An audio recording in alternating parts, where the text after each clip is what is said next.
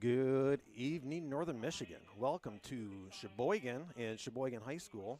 And we're just getting over a little presentation here. They have dedicated the field. We are now standing in what is named the Mike Grisdale Press Box here in Cheboygan High School.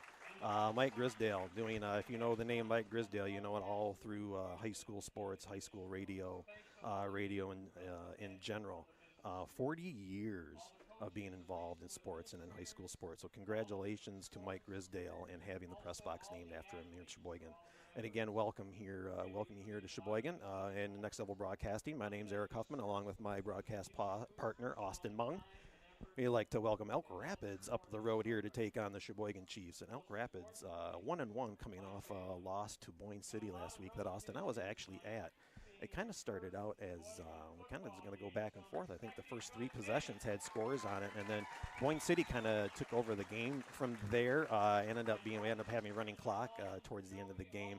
But again, Elk Rapids 1-1 coming in up here to play Cheboygan, still in a good position to get some wins and possibly get to the playoffs. Yeah, so both teams are here coming in 1-1. Both of them coming in off. One of them coming on a loss, one of them coming on a win. Elk Rapids got off to a hot start. Defense really let up on that second game. Offense came in was slowing down, so I would like to see them come out hot here, keep that defense aggressive, keep it intense. Yeah, and like you said, Cheboygan also 1-1 now. They're coming off a 35-12 win over Sault Ste. Marie. So again, both teams 1-1, looking to leave here 2-1 and inch a step closer towards the playoffs. I'd like to thank our pregame sponsor right now, Collar Clinic.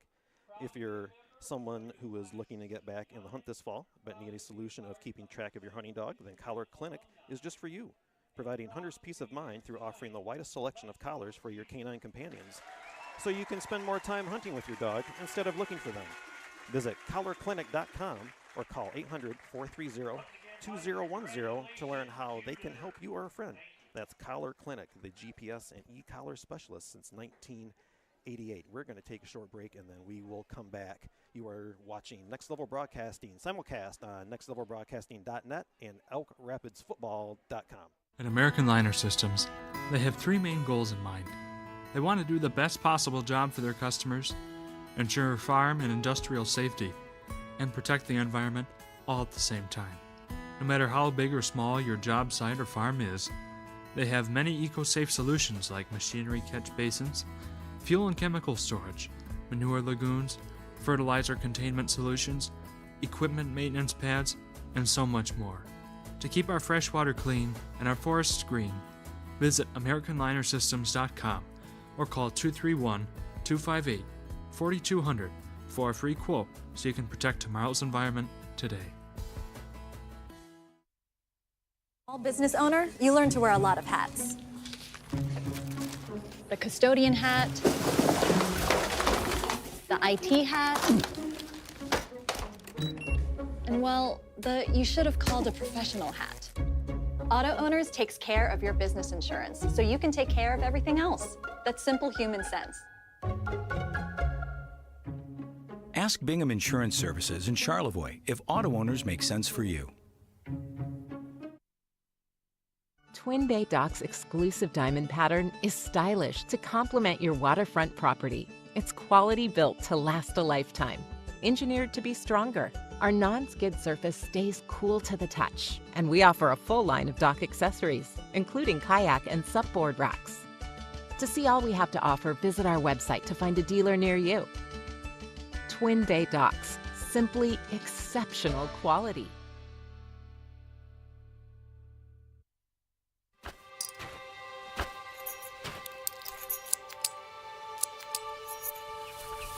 Collar Clinic, providing peace of mind and local customer service with the latest GPS collars, bark collars, e-collars, beeper collars, accessories, and replacement parts, protecting your dog's safety and giving you the confidence that you'll be hunting with your dog, not for them. Collar Clinic, your e-collar specialist in Northern Michigan for over 35 years. I'm Ryan Beningo, but you might know me for my business, Professional Seamless Gutters, where we specialize in, you guessed it, everything gutters. New installation, replacements, cleaning, leaf guards, rain chains, and much more. But unlike many service providers, when you call Professional Seamless Gutters, you get me, Orion, not some bum intern or call center recording. So when you're contemplating any services regarding the gutters on your home or pole barn, think professional seamless gutters. Now's the time to fly from your Northern Michigan hometown Cherry Capital Airport. TVC. TVC Airport will get you to your dream destination anywhere in the world. Visit tvcairport.com now. Small business owner, you learn to wear a lot of hats. The custodian hat, the IT hat, and well, you should have called a professional hat. Auto Owners takes care of your business insurance, so you can take care of everything else. That's simple human sense. Ask Bingham Insurance Services in Charlevoix if auto owners make sense for you. At American Liner Systems, they have three main goals in mind.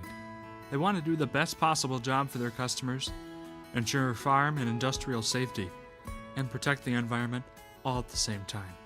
No matter how big or small your job site or farm is, they have many eco-safe solutions like machinery catch basins, fuel and chemical storage, manure lagoons, fertilizer containment solutions, equipment maintenance pads, and so much more. To keep our freshwater clean and our forests green, visit AmericanLinerSystems.com or call 231-258-4200 for a free quote so you can protect tomorrow's environment today. And we're back. Welcome back to Cheboygan High School. Again, we just had a dedication of the press box for Mike Grisdale. Congratulations. A beautiful press box in a beautiful facility and a beautiful night of football. What do you think, Austin? Yes, sir. It is completely different from last week. We had that fall football feel like last week. Absolutely. 60 degrees. Oh, it felt like it was fall already, even though it was just the beginning of September. This week, completely different. It was hot, 80 to 90 degrees. I hope they got stretched out. I hope they're hydrated because we have a warm night of football ahead. I was so excited. We pulled all the plants at home and put all the Halloween decorations out, and now we've got a week of 80s coming up. So, yes, we are ready for fall. You know what, though? That's Michigan for you. Yes. Welcome to Northern Michigan weather. Yep. Again, we talked to a lot of people that come up here and visit. If you always say wait 10 minutes, it'll change, but it's like you can get all 4 seasons in one day if you're careful. All right, and now we are getting ready to kick off. Back for the Elks will be number 1, Joel Darren, and number 22, Max Ward. Kicking off for the Chiefs will be number 7, Gabe Sablaski. Short kit. Taken by what will be the quarterback, Flutie. He's tackled after a short gain. We'll start out right at about 35-yard line. So here comes Elk Rapids on their first series. First week they were able to put up 7 points. The second week only 6 points. Obviously looking for an offensive identity. Hopefully tonight would be a step in the right direction offensive. Yeah, I hope so too. Defensively, they've looked good week 1. Week 2, I think they started off good. I think they just need to keep that aggression and offense, get something going here. Get some consistency going, and hopefully you can start moving ball down the field. The difference on defense seemed to me for the 2 games that I've seen has been the middle. The first game they really plugged the middle well. The second game they were letting the middle get gashed all night long. Flutie's going to roll right. He's got a man open. He's got Darren open. He's to the 40, 45, and then he's brought down. Nice gain on the play. A gain of 11. Give him a first down with a tackle by number 2, Evan Benson. Nice play to start the game. Yeah, can open it up. Play. We were used to them running the ball, first play, second play of the series, and they come out with a little play action boot to the right. Very good job of getting open, find that open zone, and getting that first down. Way to move those chains. Joel Darren will be naming here a lot. Braden Flutie, the quarterback, obviously. Keegan Cotterman is another name you might hear quite a bit tonight. Flutie. He's got the pitch. Fumble on the pitch. Oh, he hesitated, and the Chiefs jump on it. They're going to get a turnover. Mason Cannon fumbled the pitch, and then he hesitated and looked like the hesitation to look for it is what cost him on the recovery. Yeah, Eric, I agree with you there. We've seen this week 1. We've seen this the past couple weeks here. This is week 3. We got to start cleaning those up. Those are turnovers that you're giving extra possession to the other team here. You're asking your defense to do a lot here now, stopping them on their side of the field. Well, let's see if they can fire up the D line and the rest of them to stop the Chiefs, who get the ball in their first possession. Great field position at Elk Rapids 40.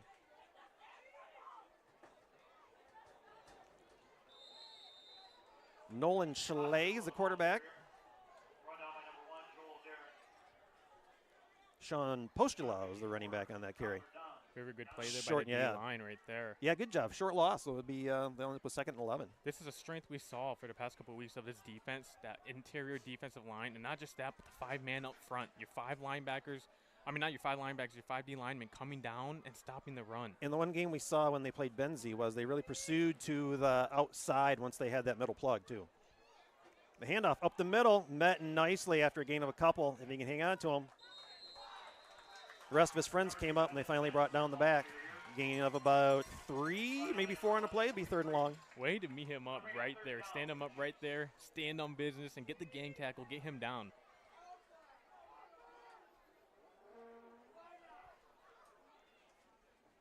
So after that, the ball rests on the 38. It'll be 3rd and 7.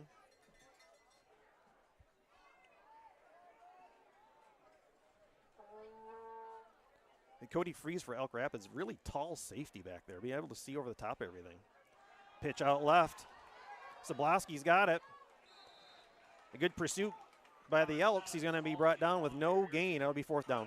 Great play there. Linebackers setting the edge. We've seen this both weeks. Linebackers here on this Elk Rapids team is very athletic. They are setting the tone for this defense, but not just this defense. They're setting the tone for the entire team here. I think with those yardage loss plays right there, you're just setting a great tone. I think that paired up right there will equal good football. And on 4th down, look, they're going to line up to go for it.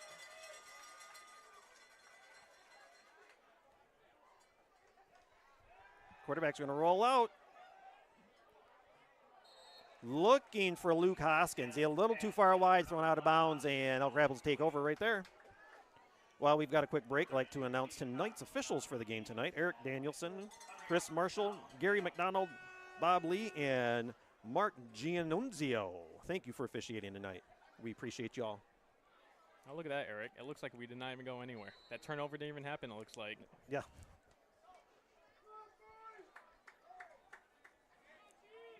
Flutie checking his staff, making sure he's good.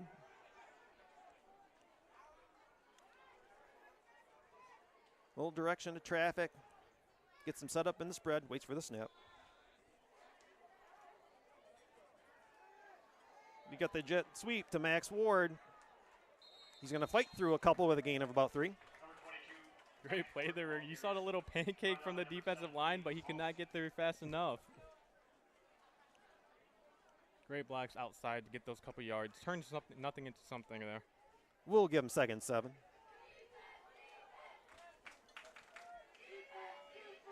Also going on around the area tonight, Petoskey and Escanaba should be a good game.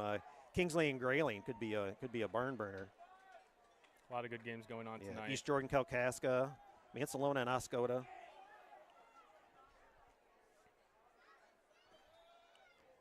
Flutie working well the pro set. He's going to keep it, and then the pitch out wide to Darren. Good pursuit by the Chiefs that time. He's going to be dropped for a short loss. Little too long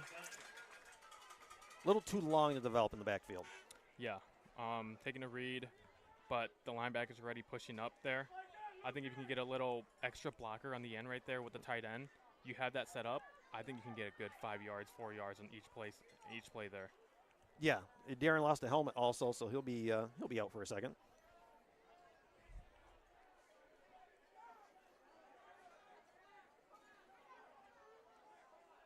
Third and long. Here goes Flutie. Man wide open out in the flat. Going to be a 1st down and more. He got Cody Freeze with nobody out of him. He's able to get an extra 5 yards after the catch. Very good play by Max Ward. He didn't do anything. He didn't catch anything. What he did was ran upfield. He pulled that corner with him to leave the receiver open right there for a 1st down. He sold it and he sat down and waited for the pass. It was a good job. 1st down, Elks on the Chiefs' 46-yard line.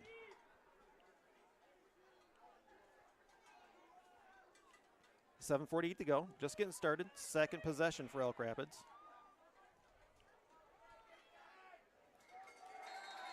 Flutie's going to keep it. Probably should have handed it off because he's going to be dropped for a couple. The D-lines are getting upfield with some pressure. I would like to see some bootlegs to the outside. You've seen the passes work right now. let's stick to that. Let's get some yards. Let's get 45 yards here. Otherwise, get the extra tight end on the blocker at the end. Yeah, and you're not sure what they're trying to set up, if they're trying to get to play action sometime later on. But again, thing seems to be, at least for Elk Rapids right now, if too much time in the backfield means it's drop for a loss. Yes. Flutie going to check his band. He's got trips to the right.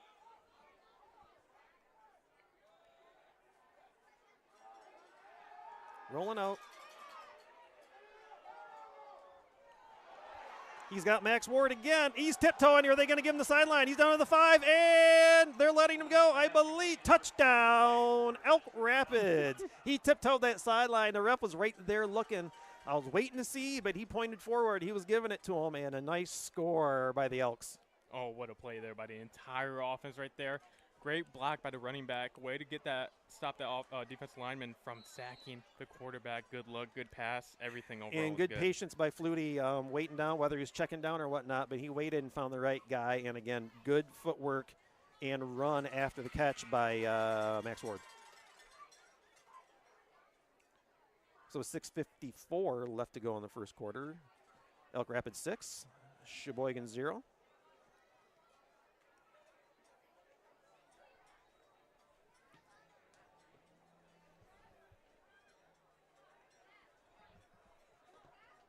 Elk Rapids going to go for 2. Out of the pro. He's got Max Ward wide open again for the 2-point conversion. That makes the score Elk Rapids 8 and Sheboygan Chiefs 0. I'd like to take a minute to talk about professional seamless gutters. Your home gutters are always there when you need them to be. So is our good friend Orion Beningo, and that's why he started Professional Seamless Gutters. Professional Seamless Gutters offers fast and experienced service and real-time quotes. But wait, there's more. They'll actually answer your phone call. That's Professional Seamless Gutters at 989-619-3407. And tell them we sent you. You know, Eric, that right there, that series right there was not the Elks we're used to seeing, a passing team right there. You know, there's a saying, you run to set up the pass. Well, maybe we're passing to set up the run right here. That's what we could be doing here. You know, and get a little flow, you know, if they get a little flow to their game, too, it just may open things up, you know, and confidence level, too, as things flow better. And wait for them to score right there. It makes it look like that turnover wasn't that bad at all. Oh, yeah, because they pretty much got it back where they had lost it. Back to receive for the Chiefs will be number 8, Jeremiah Huntley, and number 24, Jack Ekdahl.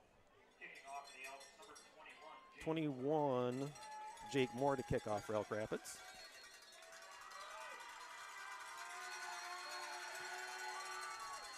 Nice kick, going to march him back 5 yards. He'll take it at the 5. To the 15, looking for his wall. He gets to the 20, and he's brought down at about 22.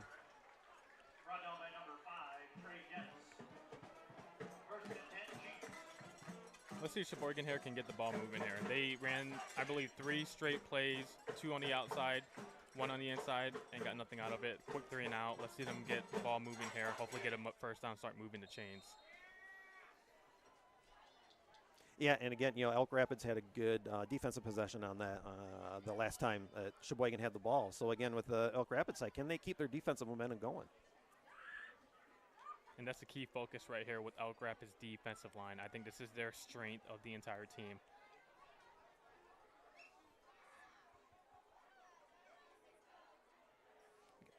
Trace Totiff in the middle, the middle linebacker.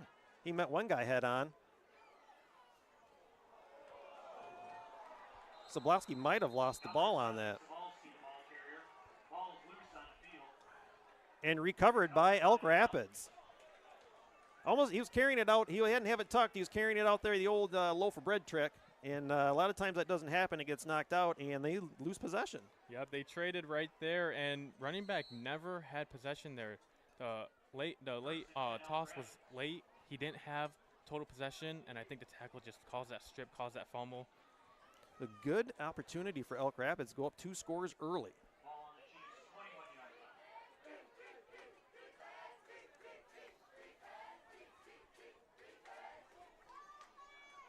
Flutie going to talk to his 2 backs. Looks like they're going to set up out of the pro this time. 1 to the right, 1 to the left.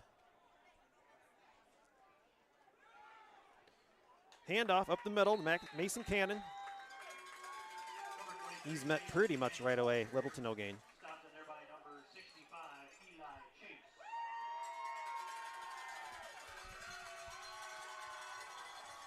Eli Chase, number 65, and on that tackle for Cheboygan.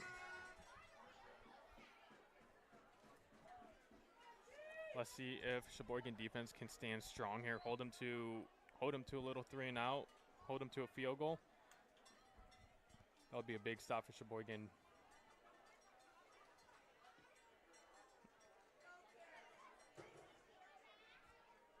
Here come the Elks out of the huddle.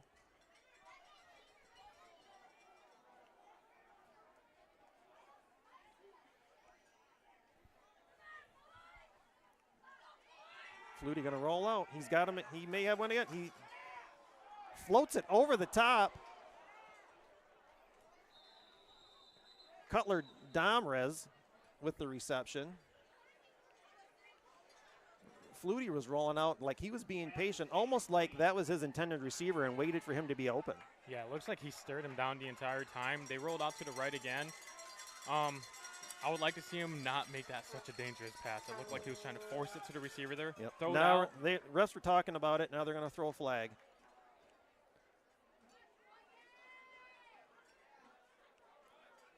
Is that an ineligible downfield? Now we see that a lot when we see a pass like that, pass play take that long to develop. The linemen are getting some yards down the field, and they're going to get called every single time. It's on the mark off. It'll be 3rd and 15. Ball is resting now on the 26-yard line. Almost 5.5 to go in the first quarter. Again, Elk Rapids up 8-0.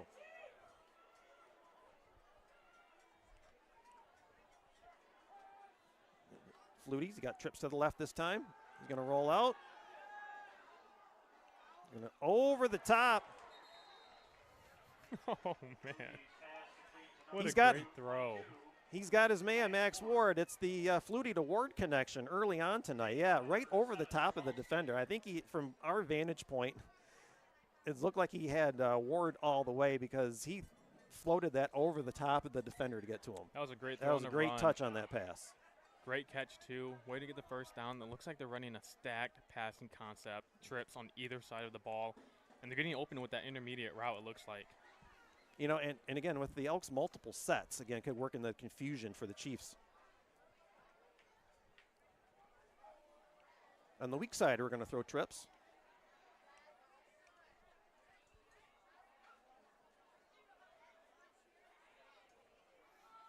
Flutie, he's got the pitch. Mason Cannon with the pitch. Cheboygan ready for that one. He's going to lose a yard on that play. That was a hard hit.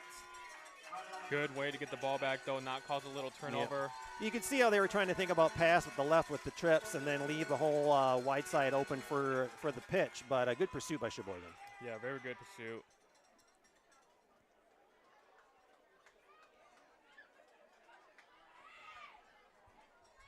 Another thing about our vantage point tonight, which they call the crow's nest, is that we get great smells from the food that's being cooked here tonight, too. Oh, it's great, but it's I'm about to put my headset down and go grab something here for a minute. You might as well grab something for both of us. The smells come right at us. 2nd and 11. We're under 4.5 to go in the first now. And we've got a whistle.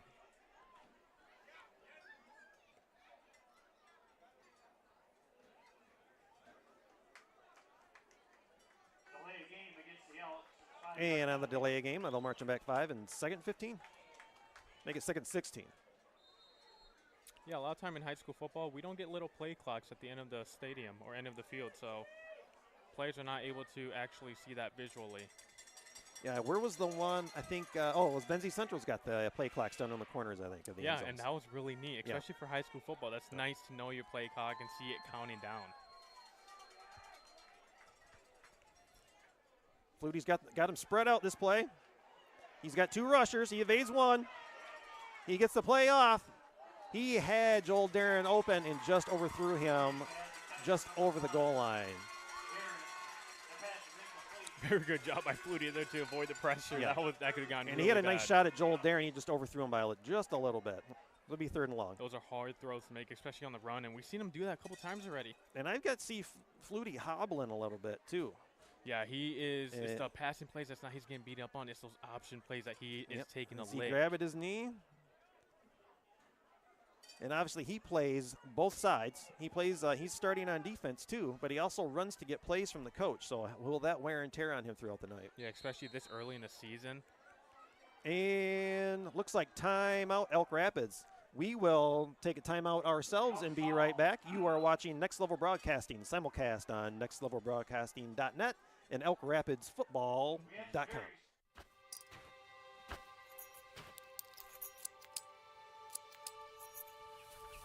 Collar Clinic, providing peace of mind and local customer service with the latest GPS collars, bark collars, e-collars, beeper collars, accessories, and replacement parts, protecting your dog's safety and giving you the confidence that you'll be hunting with your dog, not for them. Collar Clinic, your e-collar specialist in Northern Michigan for over 35 years. I'm Ryan Beningo, but you might know me for my business, Professional Seamless Gutters, where we specialize in, you guessed it, everything gutters. New installation, replacements, cleaning, leaf guards, rain chains, and much more. But unlike many service providers, when you call Professional Seamless Gutters, you get me, Orion, not some bum intern or call center recording. So when you're contemplating any services regarding the gutters on your home or pole barn, think Professional Seamless Gutters. Welcome back to Cheboygan High School. Coming out of the timeout, we've got Elk Rapids on a 3rd and long. Flutie's got him spread. He's looking to his right. Gets it dumped over to his running back. He's up the middle.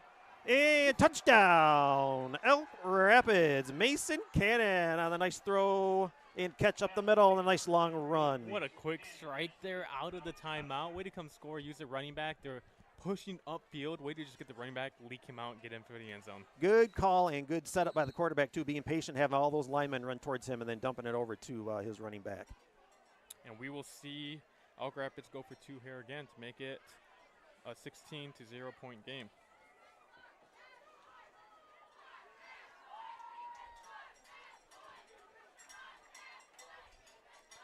Flutie going to set up. He's got Darren and Cannon in the backfield behind him. Max Ward to the left. Ooh, face mask there. Official is right there to catch it. That was clear as day. We even saw that from up here.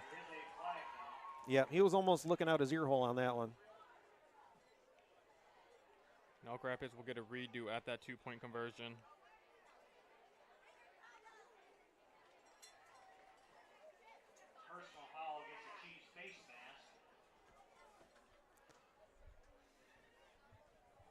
You can tell the defender wasn't meaning to. Obviously, he let go, but it was a little too late. And with the official right there, there is no hiding it. Yeah, and that's always tough. You're running at full speed, and they make a quick little juke move or any kind of move. You're catching them at so many different angles. That's why you see so many holding calls and face mask. So we'll try the 2-point out of the eye. Quarterback's going to run it right up the middle, and conversion is good. So with 3:47 left to go, that'll make it Elk Rapids 16 in the Cheboygan Chiefs 0. I'd like to talk about Traverse City Cherry Capital Airport. It's time to get away to your dream destination. Like many, that means flying into Northern Michigan. When you're looking to fly in or out of Northern Michigan this fall, look to fly, then take to the sky with TVC. Traverse City Cherry Capital Airport is your best gateway to the world, offering services from Allegiant, American, Delta, Sun Country, and United Airlines. Visit tvcairport.com for up-to-the-minute flight schedules and to book your next getaway today. I fly out of TVC all the time. Oh, do you really? Yes. Do you have a good experience with them? I love TVC. Yeah, we have a buying trip down in Atlanta we go every year, and so we always fly out of Traverse to go to Detroit and then make our way down. Well, that's awesome. All I hear is good things about them. I see the big planes flying, too, every time we're at a game.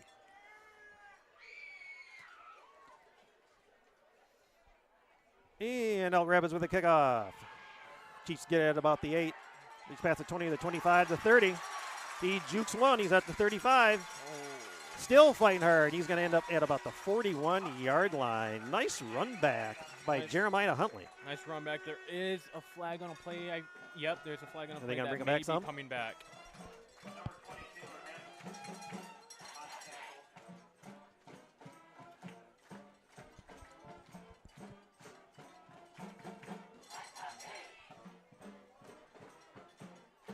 illegal block on the return team, so that'll take them back some. You hate to see that. A lot of times those big returns, they do have some illegal blocking them back, and they come back. Other games on Next Level Broadcasting tonight. Charlevoix at Boyne City. The Battle of Lake Charlevoix. That'll be a good one. Boyne coming off a big win, and Charlevoix coming off a win too. That'll be a good game. Yeah, it will. Chiefs on first down. Schley's going to pitch it. Ashton Goga with the run. Way to get some yards there, some positive yards. At least get moving up the field. Yeah. We'll give him 4 yards, 2nd and 6. Traverse City St. Francis playing at Berrien Springs. The Gladiators taking on the Shamrocks. That should be a good one, too. Yeah, and they had to drive 4 hours away for that game. That was a long one. Traverse City last week, a tale of two halves for them. They were down early last week versus Lawton, and then came back storming. Yeah, whatever was said in the locker room, oh man, did that change everything. Cheboygan on 2nd and 7. They get the second man through. Ooh, that was a nice hit by whoever came flying in there. Like Evan Benson on the carry, possibly. Very good trap play right there. Get that guard upfield, get that nice block. Now you're making it 3rd and manageable. You can do whatever you want. Run, pass, get that first down.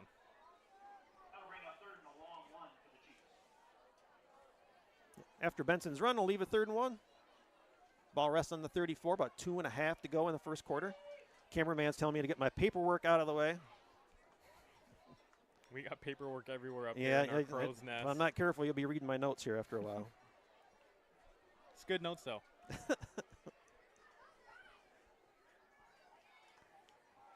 Schley on the handoff to Postula. He's going to have enough for a first down. He put his head down. Let's make sure he was going to get the yardage that time. Yep. Yeah, good run. First down, Chiefs from about their own 38. We got to see the Chiefs just slow down. They're down 16 points here at home in the first quarter. Slow it down. Try to get back to your game. You don't want to be forced to pass, which they're not comfortable with. Get your run game going, and hopefully you can get someone to just all of a sudden hit one to the end zone. It's only the first quarter. Yeah.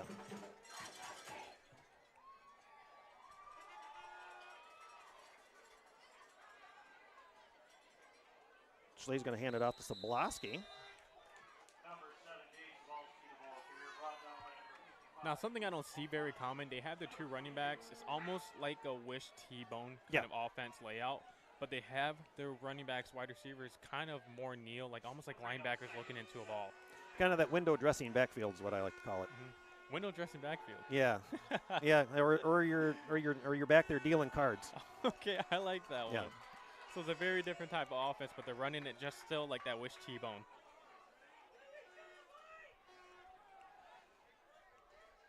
Schley's got the 1 back. Quick pitch out to number 11, Luke Hoskins. He's going to fight for some extra yardage. Going to be just short of the first down, looks like. Quick pass. What a juke inside. Pick up 3 more yards. And again, move those chains for another. Oh, we're a couple yards short. Let's get 3rd and manageable here. Time winding down. Will they run this play? Yeah, they were going to have to probably. It's a long 1 yard.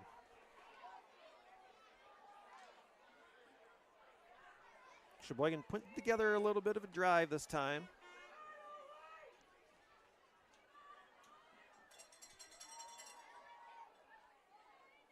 Schley's going to keep it himself. He's going to get that 1 plus a little extra. First down, Cheboygan with time winding down in the first. I know he kept that himself, but I think every man would have gotten that first down. There was good blockings all up front. First down, Cheboygan. They'll reset the chains and they'll wind the clock. I don't know if they'll get another play off this quarter. Yep, they're just going to stand there and wait for it to run out. And after 1 quarter in Cheboygan, Michigan, it is the score.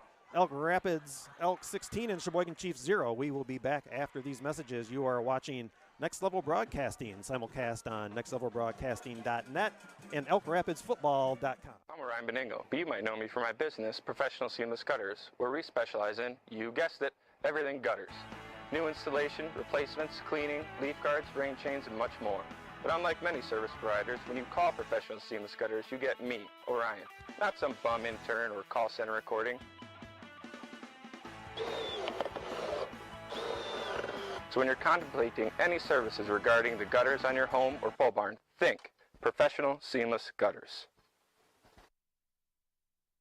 Now's the time to fly from your Northern Michigan hometown Cherry Capital Airport. TVC. TVC Airport will get you to your dream destination anywhere in the world. Visit tvcairport.com now. Cheboygan High School getting ready for the start of the second quarter. Elk Rapids has gotten out to a 16-0 lead early over the Chiefs. Great student section by Cheboygan. They're pretty much right below us tonight, making all sorts of wonderful noise. Yeah, it's great very atmosphere loud here up tonight. here. Schlee's going to roll out on first down. Almost looked like the defender was wearing him a little bit. That was intended for Luke Hoskins. You know, that was very good defense by Trey Dennis there. Way to stay up on tight, basically pocket to pocket on that receiver there.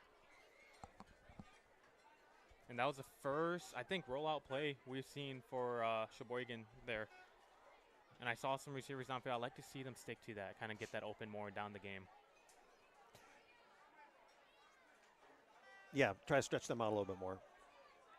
You're getting your run game moving here. Let's get that pass game moving too.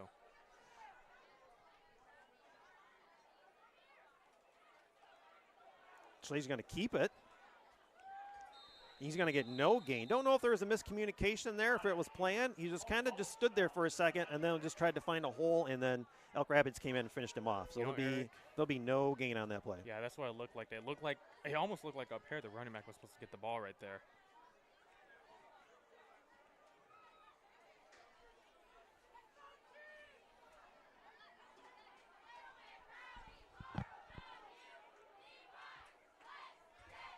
Third and long.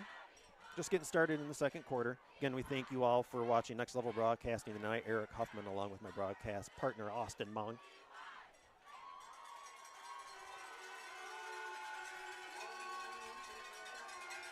Schlee's going to go under center. He's got the pass out to Evan Benson. He gets the corner, gets a couple more yards before he's knocked out by Joel Darren. Oh, that was a Did you hear that play one? right there. I heard that one up here. That was a good pop. Not only that, but 77 helmet came off there on the play. I thought at first it was a quarterback.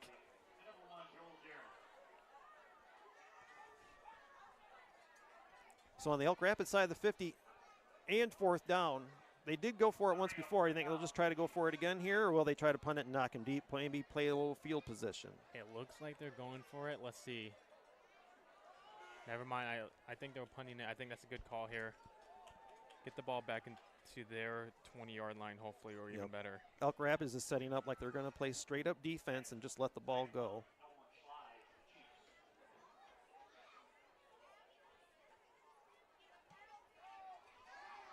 Nice punt by Schley, the quarterback. And the ball's down where Elk Rapids will take over. At this moment, I talk about Pearls, Louisiana Kitchen in Elk Rapids. Come into Pearls and experience a taste of Louisiana right in the heart of northern Michigan. Located in Elk Rapids is Pearls Louisiana Kitchen, where an infusion of flavor awaits you.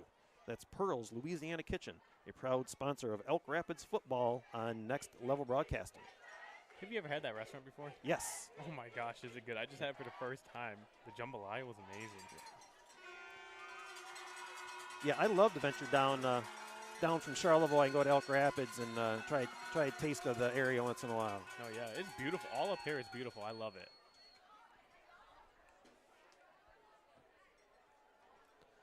So here comes Flutie and the Elks. First and 10, ball resting at about the 6-yard line. Playing dangerous in the end zone. He's going to get out. He's got it.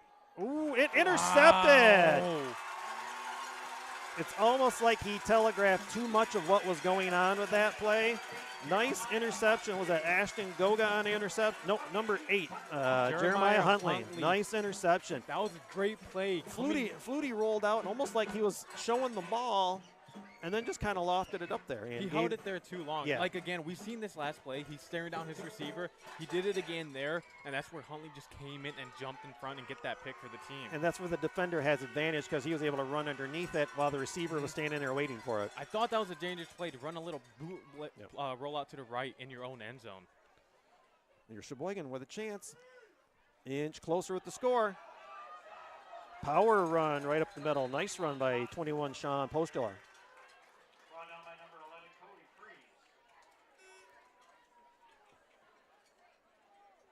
Now let's see if the Chiefs can just punch this in. Run, and get it in there and get it to a one-possession game. Again, we're in the second. 16-0. Elk Rapids over Sheboygan.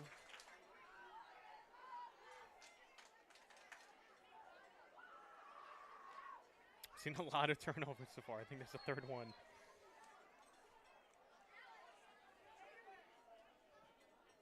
Schley's got him set in the eye this time.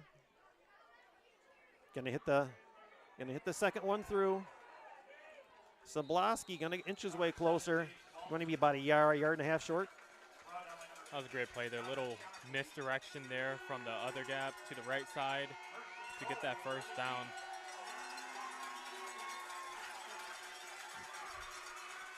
Let's make it 1st and goal from the 1. 9:45 left to go in the first half.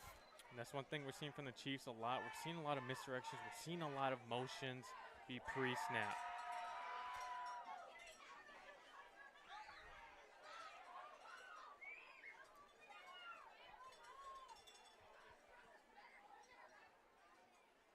Oh, fumble on the snap.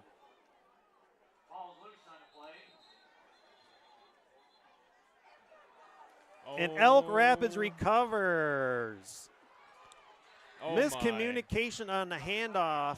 Looked like it was going to Postula, and there was a miscommunication on the handoff, and Elk Rapids is going to take over just outside the goal line. Oh, man. What a blown opportunity. He ran right into his own guy, and the ball came out. Landed right on top of the defensive lineman laying on the ground there. It was free pickings at that point.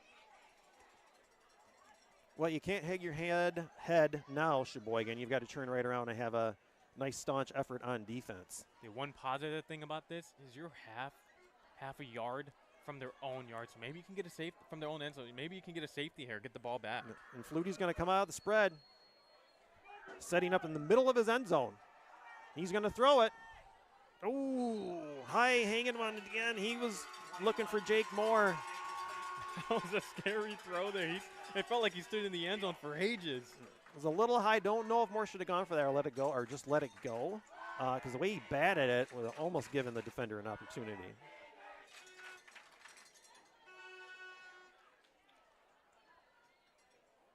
Now this is every offensive coordinator nightmare right here. Hung up in your own end zone. You can pass, you can run, no matter what, you're in danger. Yeah, do you just do student body up the middle and just try to gain a few yards? Yeah, quick little push version, get 1 yard, and punt. Flutie gonna go back, looking to pass. Oh, Darren wasn't even looking. Another miscommunication, another lucky incomplete pass by Elk Rapids. And this is what we're talking about there. It happened so fast at this end of the field. He had to throw the ball out, leave it, and his receiver was not open yet. And it was just a quick little 5-yard hitch route. This is how fast you have to get that ball out, otherwise you're turning over the ball. You know, and granted, still the first half, a ton of football to go, but yet you're not stopping the clock with any of these incompletions, too, being that far deep. And so you're giving Cheboygan way more time than they need to try to catch up. Yep, and with the stop here, you get really great field position once again for the Chiefs.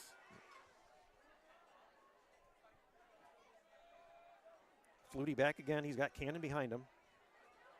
Oh, fumble on the snap. Flutie was able to grab it up. So I think the snap may have hit Max Ward because his arms went up, and I believe the quarterback recovered it and then gained a first down. Almost like it was scripted and planned right there. Yeah, almost like they knew what they were doing. All right. So after that play, first down, Elk Rapids from the 19. Wow, was that scary right there.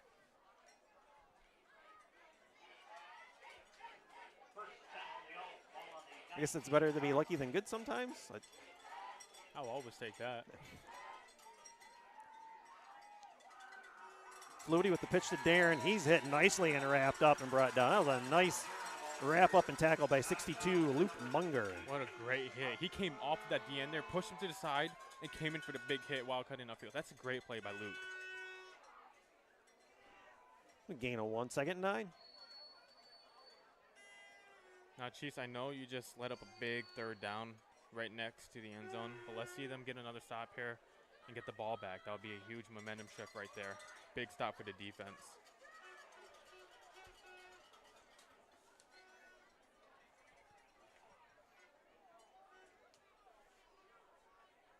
Elk Rapids keeping with the spread. Flutie with the pitch to Cannon. He skips past one there. We've got a flag on the play. We might be seeing that coming back. I think it was a holding call on the outside there.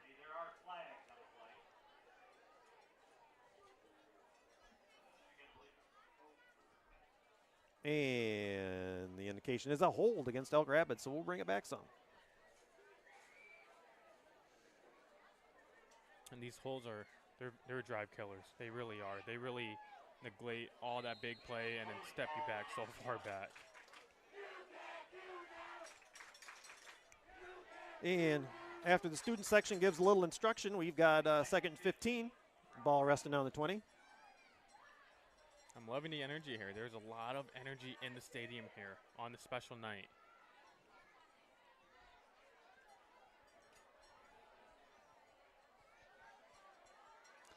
I actually love the multiple sets by Elk Rapids. Oh, he's got him too.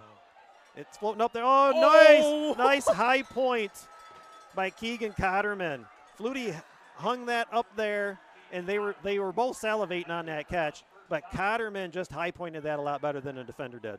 Oh man, the ball was thrown a little bit behind. Number 11 there, Luke Hoskin could have came up with the interception there. He already had a big play earlier. Oh my gosh, what a catch there.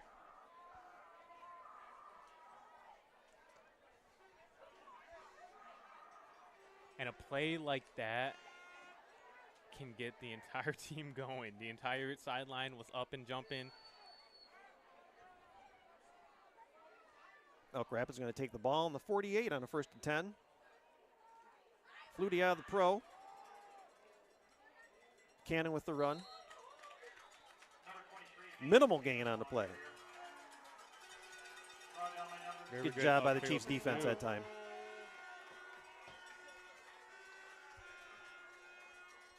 You got to keep maintaining that pursuit upfield on the edges there. Set the edge right there. Don't let them get outside. They got some speed to get the outside. That's what they want to do. That's what they've been wanting to do all season long. Hopefully they can stop them here on not letting them do that this game.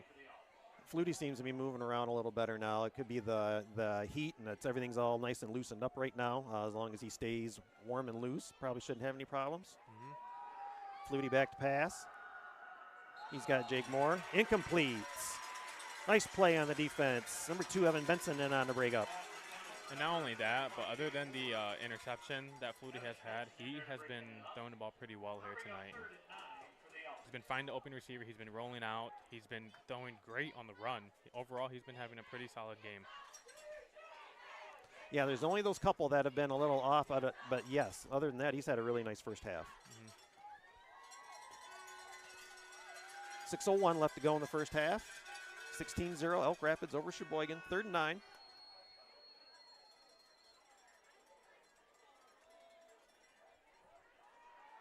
Flutie going to roll right. He's just going to throw it out of bounds. He had nothing. He got rid of it right away because he was about to get hit. I really like that play, honestly. Flutie, way to throw that ball out. Way to not force it down the field. We've seen him do this the past couple of games, actually, where he's tried to make a play out of nothing, and it would cause a turnover. Well, and also why force it with a lead? Yeah. You know, especially you could pin them down deep with a good punt. And, yeah, they got a long, then they'd have a long way to go. And then still being down 16-0.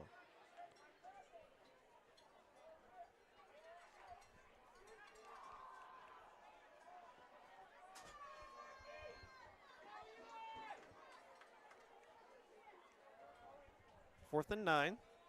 We've seen this play before. They are going to go for it. Nope, Flutie's going to tuck it and run. He's going to have enough. He's down to the 40. He's down to the 35. Nice run by Flutie. He was looking for a receiver and he decided to tuck it and run before it got too late. And he ended up getting a nice gain on the first down. That was a fantastic run by Flutie. The pocket was collapsing. I really thought he got touched. He was going to get sacked. I thought it was going to be a coverage sack. Wait for him to get out. That's the second time in this series that he's gotten first down on with his legs. After the run by Flutie, their first down will come from the 35 of Cheboygan. 5:27 left to go in the first half.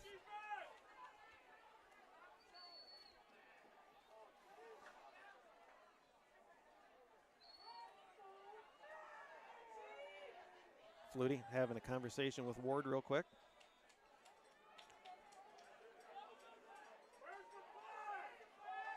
They're not going to throw the flag if they reset. I think that Cheboygan was looking for a flag, but they haven't tried to hike the ball, so they needed at least as long as they reset, and then Elk Rapids went ahead and called timeout. Yeah, I think there was a lot of confusion there on Elk Rapids and the refs.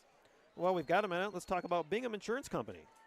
During the course of each and every day, we all face an abundance of risks, some that we don't even consider, some we do. For protection against foreseeable and unforeseeable risk is where Bingham Insurance Company comes in. Capable of providing coverage for your home, auto, life, and even pet insurance. They do it all. That's Bingham Insurance Services, a trusted and proud auto owners insurance affiliate.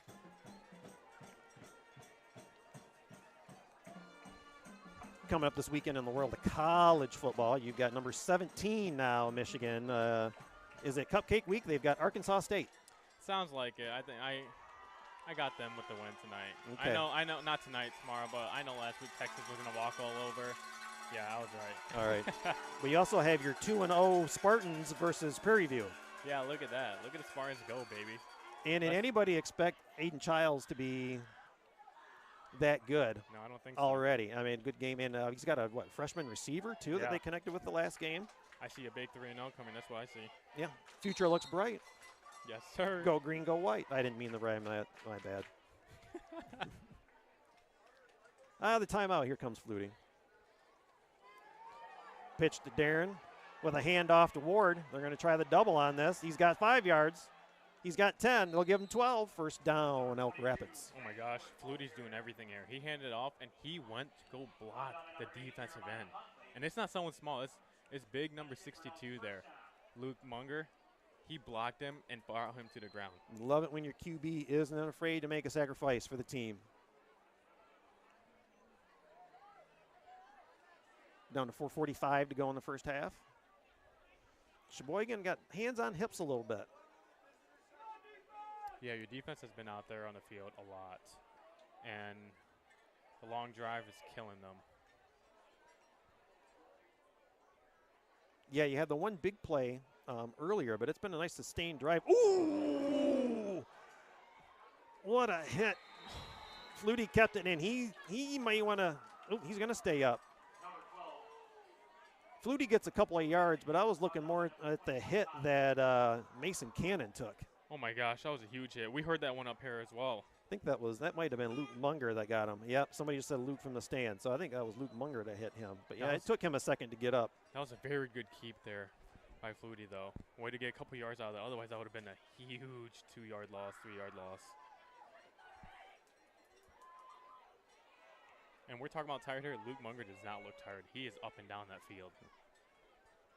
Here come the Elks on 2nd and 8. Flutie's got it to Cannon. Powers through one tackle. Finally brought down, number 65, Eli Chase. Got him by the ankles on that one. That was a very good play there by the entire offensive line. Way to hold your blocks just enough and get upfield for a couple yards. After the play, they'll have 1 yard to go on 3rd down. Again, we thank you for watching Next Level Broadcasting tonight. Eric Huffman along with Austin Mung here in Cheboygan, Michigan. Elk Rapids Elks taking on the Chiefs.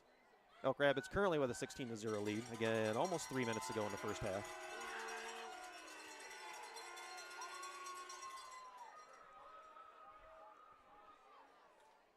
I think that's what they tried to do the last time. Max Ward takes the snap. Nice gain on the play. Let's see what the flag is. Looks like it might be holding again. I think that will be coming back.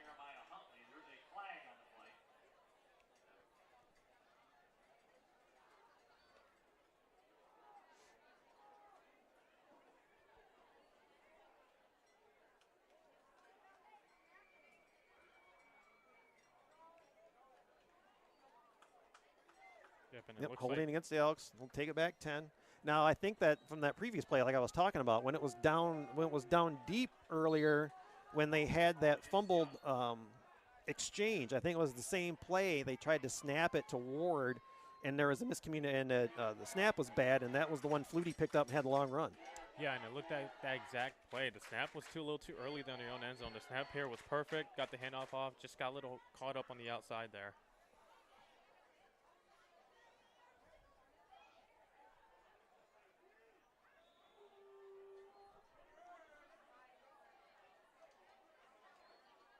Comes Flutie on third down, and we're going to have a flag again. False start. We might get false start on the end there. Yep. Taking back 5 more. We saw the defense pointing at the player, and I think they were just waiting for the refs to pull it.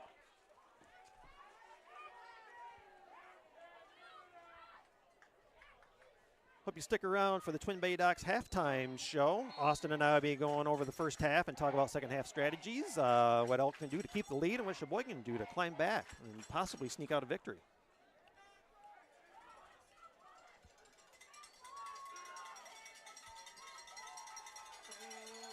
.251 left to go in the half.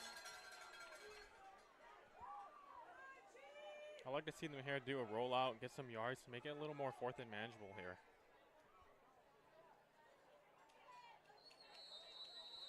And timeout, Elk Rapids. While they take a timeout, we're going to take one of our own, and we'll be right back. You are watching Next Level Broadcasting, simulcast on nextlevelbroadcasting.net and elkrapidsfootball.com. Twin Bay Docks' exclusive diamond pattern is stylish to complement your waterfront property. It's quality built to last a lifetime, engineered to be stronger. Our non-skid surface stays cool to the touch, and we offer a full line of dock accessories, including kayak and supboard racks. To see all we have to offer, visit our website to find a dealer near you. Twin Bay Docks, simply exceptional quality.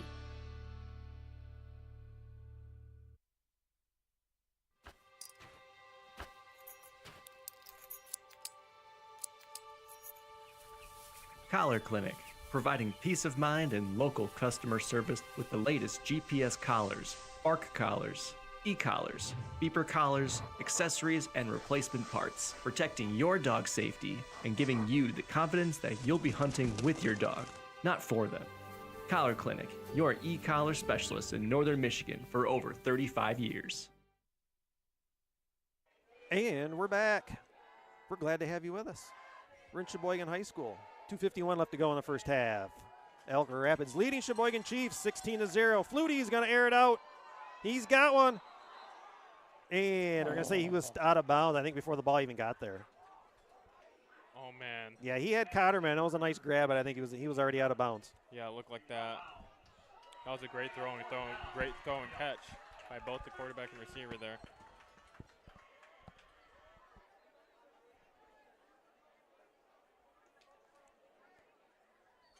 So 4th and 16. Inside the 30, obviously they'll go for it again. What type of setup do you think you'd like to see? I'll let you see your trips on the outside again. We've seen good efficiency out of that, and I think that's when they've been moving the ball, even though we're not seeing especially that on the wide side. Yes. Flutie's going to work out of the spread. Out of the grasp of 1, but not out of the grasp of numbers 2 and 3. Wow. Nice sack by Cheboygan. Chauncey, lovely there. Coverage sack, I'll give that one too. Yep, Flutie was getting out of the pocket. Chauncey grabbed him by the chest plate and pulled him back in for the sack. That was a great grown man strength right there. What are you pulling him for the sack, coverage sack? Get the ball back for your team.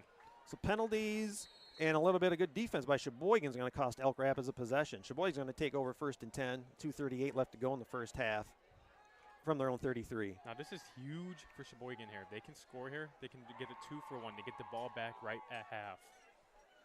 So let's see how aggressive they are. Schlau's going to keep it. He gets probably no gain on that play. We'll give him second and 10. And again, it's a short run play that stays right in the middle of the field, so you get a tackle and the clock's running, 2:20 in time running. You got to hurry these plays in if you want to try to get anything on the board before halftime. Yeah, and you're hoping for a one big rushing play to just break free here to see if you have a chance to score. And otherwise, I don't think they're going to get too aggressive here on this side of their field. And if I'm not mistaken, I don't know what timeouts have been used, but I don't know if Cheboygan's used any. Have they even used one? I don't think so. I think it's all been Elk Rapids so far. Shalai's looking downfield. He's going to air it out. He's got one deep. Oh, intercepted. Keegan Cotterman eyed that ball and came down with a nice interception. That's a very good play by the defense, especially by Cotterman there. He got beat there for a second, and he ran back and got high-pointed that ball and got the pick. Schley, I don't know if he had anything and just found his receiver going and I think just decided I'm going to air it out and just see what happens and almost treat it like a punt. Yeah, that's exactly what we saw, though. He was looking for that little bubble player screen on the bottom of the field there, and that was covered up nicely by Elk Rapids, and then they forced a turnover there. So now with 1:50 left to go in the half, obviously with Elk Rapids with the ball, Sheboygan, you don't want to let any more points on the board. And Elk Rapids, are you satisfied with 16-0 going into half, or do you want to try to force the issue being at your own 26? I think you keep pushing it here. We see trips to the right side, so let's see what they run on this. Usually a boot. Flutie, he's going to tuck it. He gets rid of one tackler. He escapes two. He's at 35-40. 45, where he runs into one. He's finally wrestled out of bounds at about the 47.5-yard line. He's wrestled out of bounds and thrown out by Gabe Sablaski, number 7. Flutie has been great here, evading the pressure in the pocket. He's been running. He's been looking down for his progressions, for his reads, and when he's not seeing them, he feels that pocket's collapsing on him, and he's getting out and getting first down after first down after first down. And a lot of missed shoestring tackles, too. A lot of them diving at his feet and missing, and him able to tiptoe through or skip through and be able to get big gains on plays. Mm-hmm. And that's really tough when you have that because you're running trips to the outside. You have no one in that middle of the field except for one linebacker. All it takes is one move, and he is gone. And we're down to 1:39 to go in the half. And also, he gets thrown out of bounds, so that also stops the clock.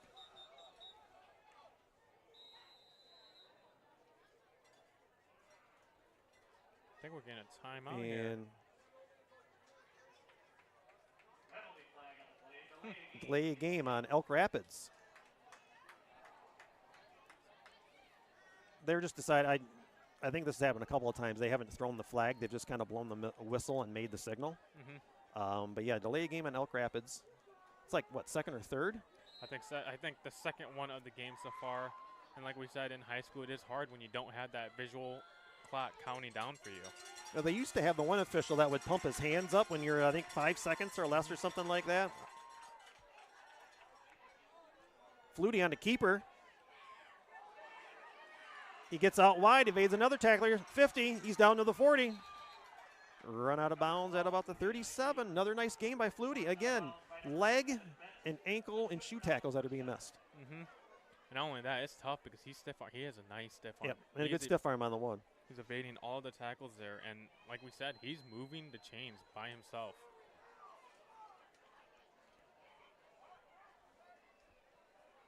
So on the nice game by Flutie, Elk Rapids are going to get it at the 36 of Cheboygan. 1:29 left to go in a half.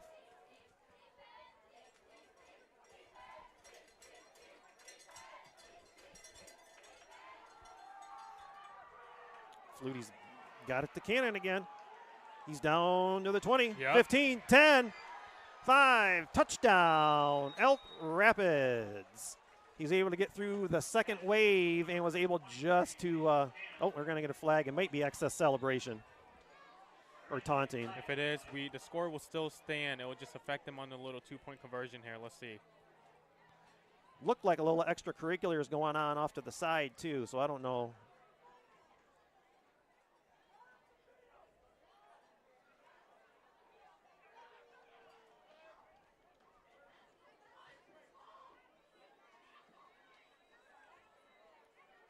Unsportsmanlike against Cheboygan. So I'll probably inch it up to the 1-yard line on the try. Yeah, so we thought it was going to be in Elk Rapids, and it was on the other team. Oh, Oh. never mind. Offsetting.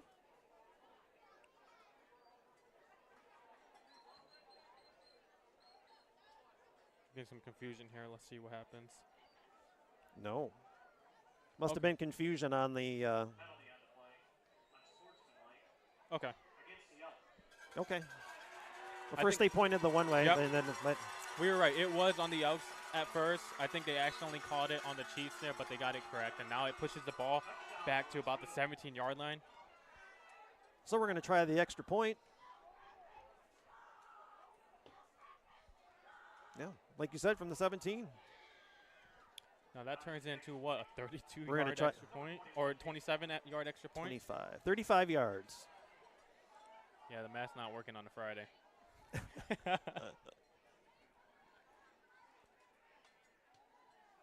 Kick is up, and it's good. Wow.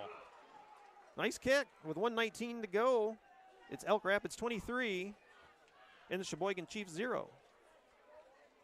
I'd like to take a second and talk about American Liner Systems. No matter how big or small your job site or farm is, American Liner Systems have many eco-safe solutions like machinery catch basins, fuel and chemical storage, manure lagoons, fertilizer containment solutions, equipment maintenance pads, and so much more. To keep our freshwater clean and our forest green, visit AmericanLinerSystems.com or call 231-258-4200 for a free quote so you can protect tomorrow's environment today. 1:19 left to go in a half. 23-0 Elk Rapids over Cheboygan. Eric Huffman and Austin Mung here in the Mike Grisdale press box. Yes, sir. Newly named. We're in a newly named press box here. First night. That's exciting. In probably the best position in the whole building is what I'm going to say. Yeah, it's 'Cause great this out is there. in great weather. And on top of that, we have Chris, our cameraman here. This is the first time doing camera. Chris He's doing a great job on the camera tonight. Yeah. Amazing job.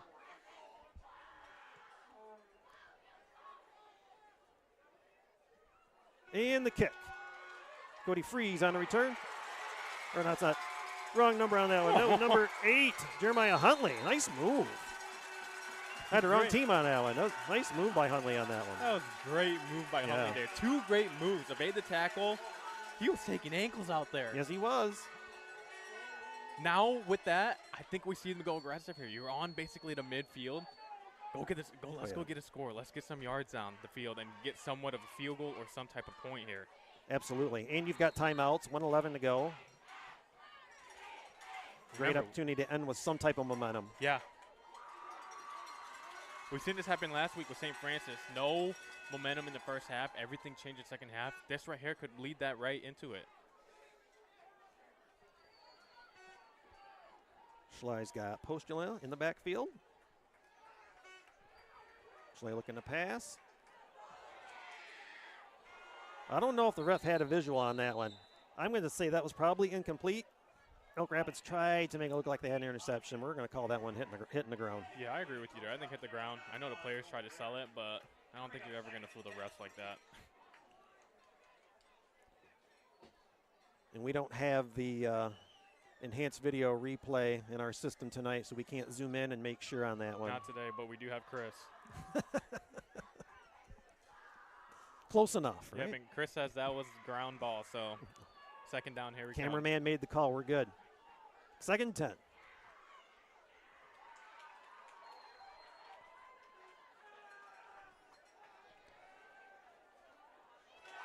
Schley's got the pitch out to Hoskins. First down Chiefs. Looking to get the ball to the official. Trying to get there quick. I don't know if they'll spike it or just try to get a play off. And they're moving the chains right there. That's Yeah, a very Schley was, good pass Schley was inside. already over looking for a play. They may try to run one. He's looking at his wrist. They may try to get a play off. And again, the reset, they took a second to reset the chain, so they had the clock stop for a second, too. Schley's got quick pitch out. He got Huntley out fast, but then he's brought down real quick, and then Cheboygan's going to call a timeout. That was a good tackle by Keegan Keel right there. If he did not make that tackle, he would have been gone upfield for maybe another first down. So Cheboygan calls a timeout with 48 seconds left. I got a couple other Did you get your fantasy team, or did you do fantasy football? Yes, sir. I got 3 different teams. Oh, that's right. You said on the way over you had 3 different teams going. How'd your main team do last week? Oh, I don't mean to brag, but I'm 1-0, 1-0, 1-0 in every league. Okay. Well, like I was explaining to you on the way over, my dilemma last week was my defense versus my quarterback because they were playing each other. Well, I made the wrong switch, and I ended up losing my first week, so I had to go back. And then plus my backup was Tua, who's injured now, so I can't obviously not going to be able to use him for a while. Yeah, you do not like to see that. So I'm 0-1 going in, but the defending champ, he's got the will. Yeah. He's going to push through, and hopefully we'll have a nice long run towards another championship. And back to high school football. Schley is looking to pass. He's got one out wide, and it's going to go out of bounds. He tried Huntley on the left side and missed. That was a good play right there. I think he just overthrew it just by a couple inches there. Because there's such a thing as an open receiver is too open. I think that's what we saw there a little bit. You know, there's 44 seconds left to go in the half, and Cheboygan's down 23-0. It'll be nice for them to get something out of this. We may be to what I call each week my Yoda moment of the night. They need to do or do not. There is no try. Schley's got it out. Nice reception. Connected with Hoskins. That is a great pass. That's probably one of the toughest throws to throw in the game of football. A little out route to your other side. That's some strength. That's a great coverage, and you wait for him to get the ball in there. And out of bounds. Stopping the clock. Ball in the 16, 37 seconds left to go in a half. Nice momentum by Cheboygan. Now, if you play this right, 37 seconds is a lot of time in this part of the field. Yep, with a couple timeouts as well.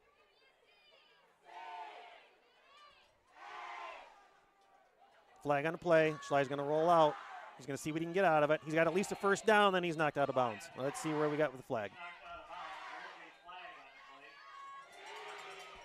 That might be holding on the offensive line there.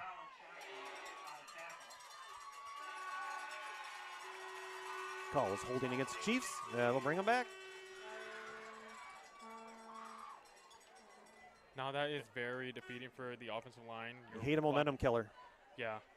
Especially when you roll out. When you roll out, it's really hard to not have a holding call happen there. The refs will see that all day, you trying to keep him from going with the quarterback.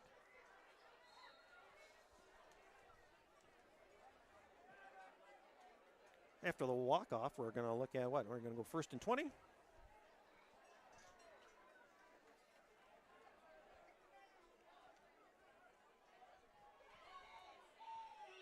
Schley's going to drop back. Going to go deep. He's going for it all. Oh, he almost had him in the corner, just overthrew by a couple of yards. A little too much mustard right there. He had him right there in the back of the end zone. He had his man beat. Yeah. That was a touchdown right there. If it was just a little yard shorter, then it would have been in. Yeah, Hoskins had his man beat and just overthrown by a bit. Now, the Chiefs can still get a first down here. And there's still 23 seconds. I mean, you know, incomplete stops the clock, out of bounds stops the clock. You've got timeouts. And we see them attacking the sideline here. I believe they still have timeouts. They still have timeouts. I would like to see them attack the middle of the field, utilize that middle of the field, though. They're open right there over that safety coming down.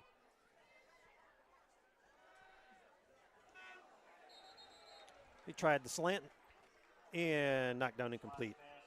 Joel Darren on the breakup. Yeah, that was a very good tight coverage there.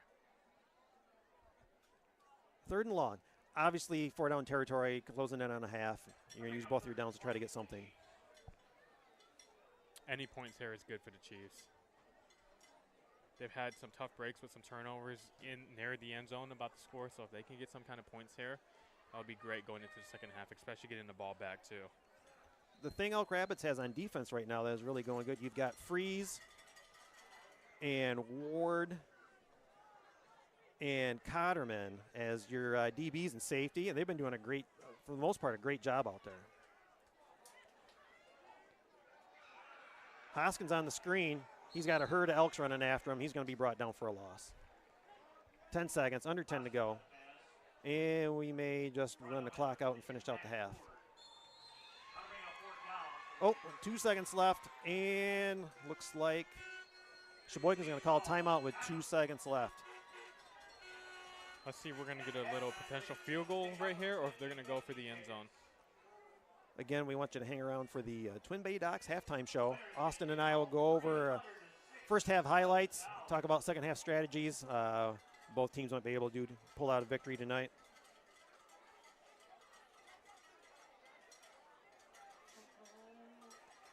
Lions are at Tampa this week.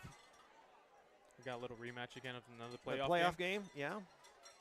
Mayfield had a good week last week. He did have a good week. That's two very good teams. They're both very hot right now going into the second week. I think they're both feeling it. I think this should be one of the better games of the week. Yeah, and you talked about the Lions secondary being improved or starting to be revamped. You didn't quite see it that much last week, but you also had Stafford, Cooper Kupp, and whatnot, and you knew they were going to throw a lot because the Lions are probably going to try to plug up the run a lot. Yeah. But you also have another in Baker Mayfield who loves to sling it. So are the DBs improved? I guess we'll find out this week possibly. It'll be a real test. Back-to-back weeks, you got a great quarterback to run wide receiver connection. So let's see if they'll stand up to the test. Schley out of the timeout. We got 000s. Is he going to get it off? He gets it off. He's got a receiver in. Oh, that was very close. They're going to bring it out. See if he's brought down. Okay, he's wrestled out of bounds at the 20. And we're going to have they're going to probably tack on 15 after that, but it won't matter.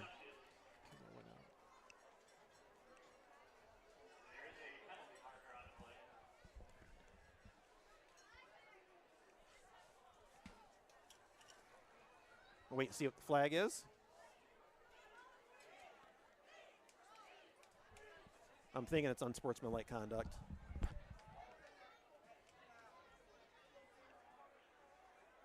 I'm assuming we're still going to close out the half.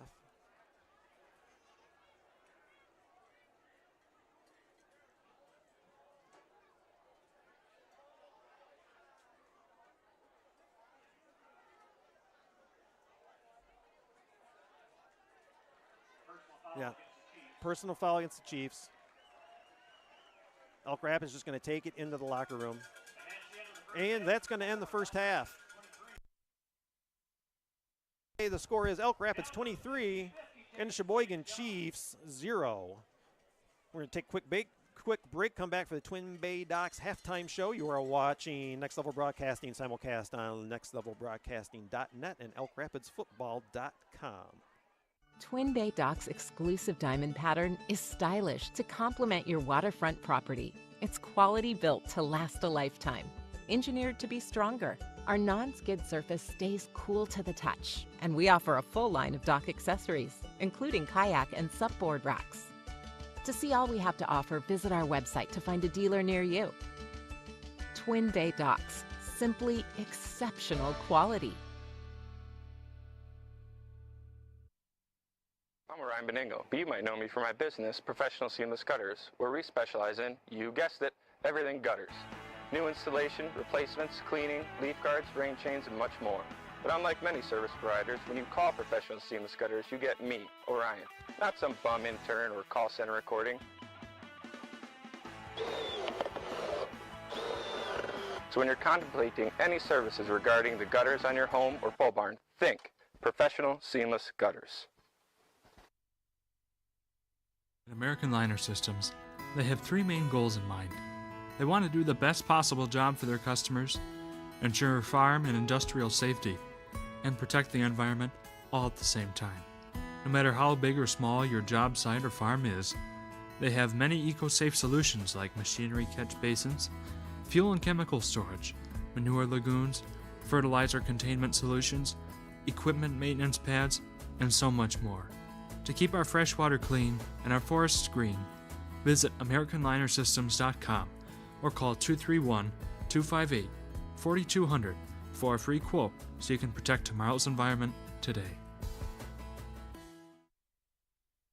Now's the time to fly from your northern Michigan hometown Cherry Capital Airport, TVC. TVC Airport will get you to your dream destination anywhere in the world. Visit tvcairport.com now.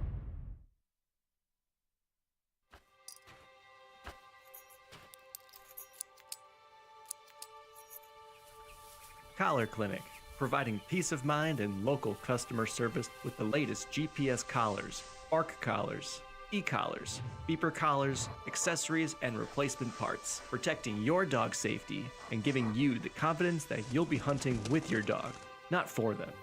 Collar Clinic, your e-collar specialist in Northern Michigan for over 35 years.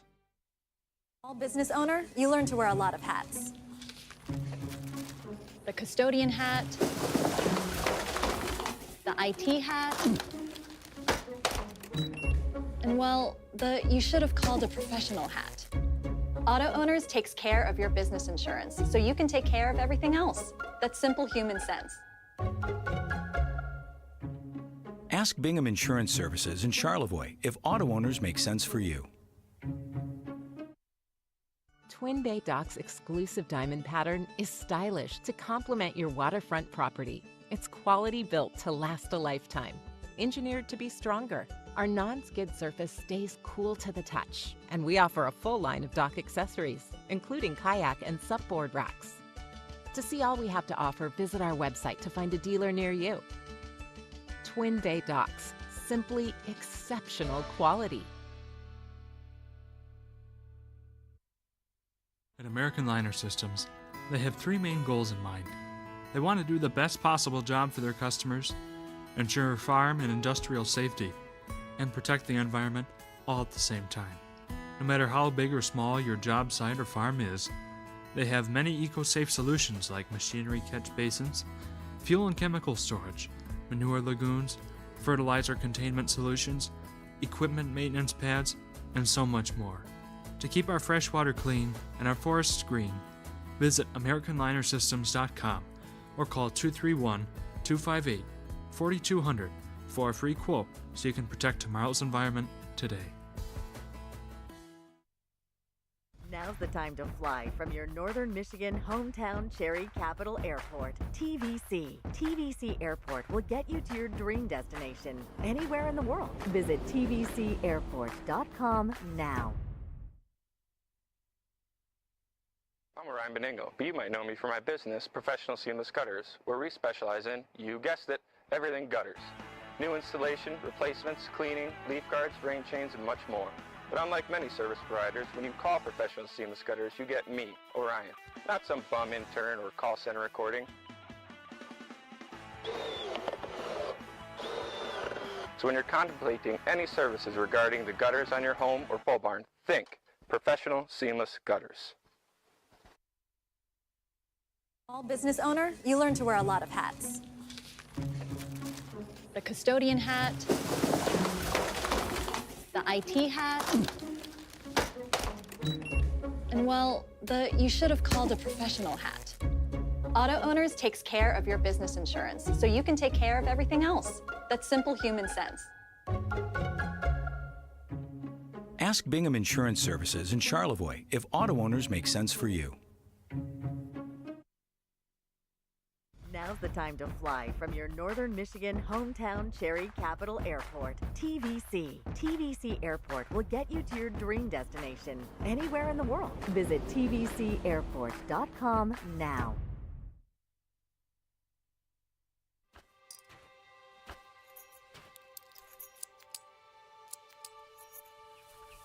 Collar Clinic, providing peace of mind and local customer service with the latest GPS collars, bark collars, e-collars, beeper collars, accessories, and replacement parts, protecting your dog's safety and giving you the confidence that you'll be hunting with your dog, not for them. Collar Clinic, your e-collar specialist in Northern Michigan for over 35 years. Twin Bay Dock's exclusive diamond pattern is stylish to complement your waterfront property. It's quality built to last a lifetime. Engineered to be stronger, our non-skid surface stays cool to the touch, and we offer a full line of dock accessories, including kayak and supboard racks. To see all we have to offer, visit our website to find a dealer near you.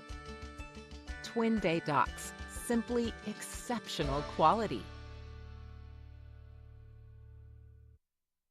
At American Liner Systems, they have three main goals in mind. They want to do the best possible job for their customers, ensure farm and industrial safety, and protect the environment all at the same time. No matter how big or small your job site or farm is, they have many eco-safe solutions like machinery catch basins, fuel and chemical storage, manure lagoons, fertilizer containment solutions, equipment maintenance pads, and so much more. To keep our fresh water clean and our forests green, visit AmericanLinerSystems.com or call 231-258-4200 for a free quote so you can protect tomorrow's environment today. Small business owner, you learn to wear a lot of hats. The custodian hat, the IT hat, and well, you should have called a professional hat. Auto Owners takes care of your business insurance, so you can take care of everything else. That's simple human sense. Ask Bingham Insurance Services in Charlevoix if auto owners make sense for you. Now's the time to fly from your Northern Michigan hometown Cherry Capital Airport, TVC. TVC Airport will get you to your dream destination anywhere in the world. Visit tvcairport.com now.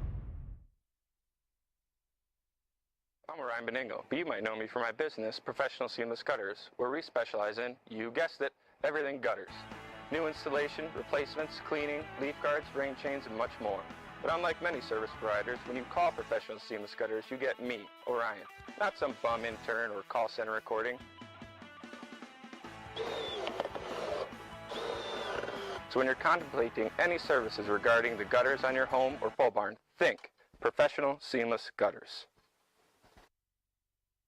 Twin Bay Dock's exclusive diamond pattern is stylish to complement your waterfront property. It's quality built to last a lifetime. Engineered to be stronger, our non-skid surface stays cool to the touch, and we offer a full line of dock accessories, including kayak and supboard racks. To see all we have to offer, visit our website to find a dealer near you. Twin Bay Docks, simply exceptional quality.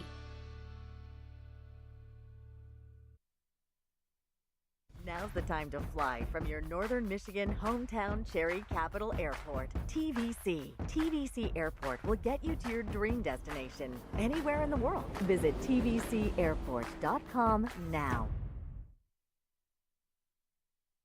I'm Ryan Beningo, but you might know me for my business, Professional Seamless Gutters, where we specialize in, you guessed it, everything gutters. New installation, replacements, cleaning, leaf guards, rain chains, and much more. But unlike many service providers, when you call Professional Seamless Gutters, you get me, Orion, not some bum intern or call center recording. So when you're contemplating any services regarding the gutters on your home or pole barn, think Professional Seamless Gutters.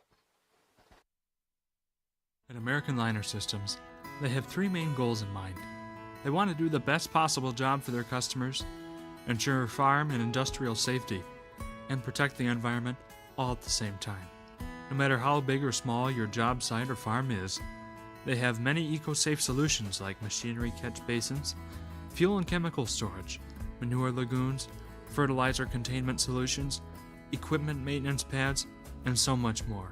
To keep our fresh water clean and our forests green, visit AmericanLinerSystems.com or call 231-258-4200 for a free quote so you can protect tomorrow's environment today. Now's the time to fly from your Northern Michigan hometown Cherry Capital Airport, TVC. TVC Airport will get you to your dream destination anywhere in the world. Visit tvcairport.com now.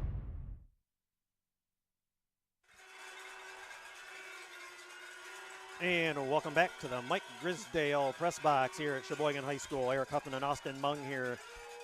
Elk Rapids out to a 23-0 lead at halftime over the Cheboygan Chiefs. I'd like to thank our halftime sponsor, Twin Bay Docks. Attention all water lovers, Twin Bay Docks is Northern Michigan's gold standard for your lakeside access.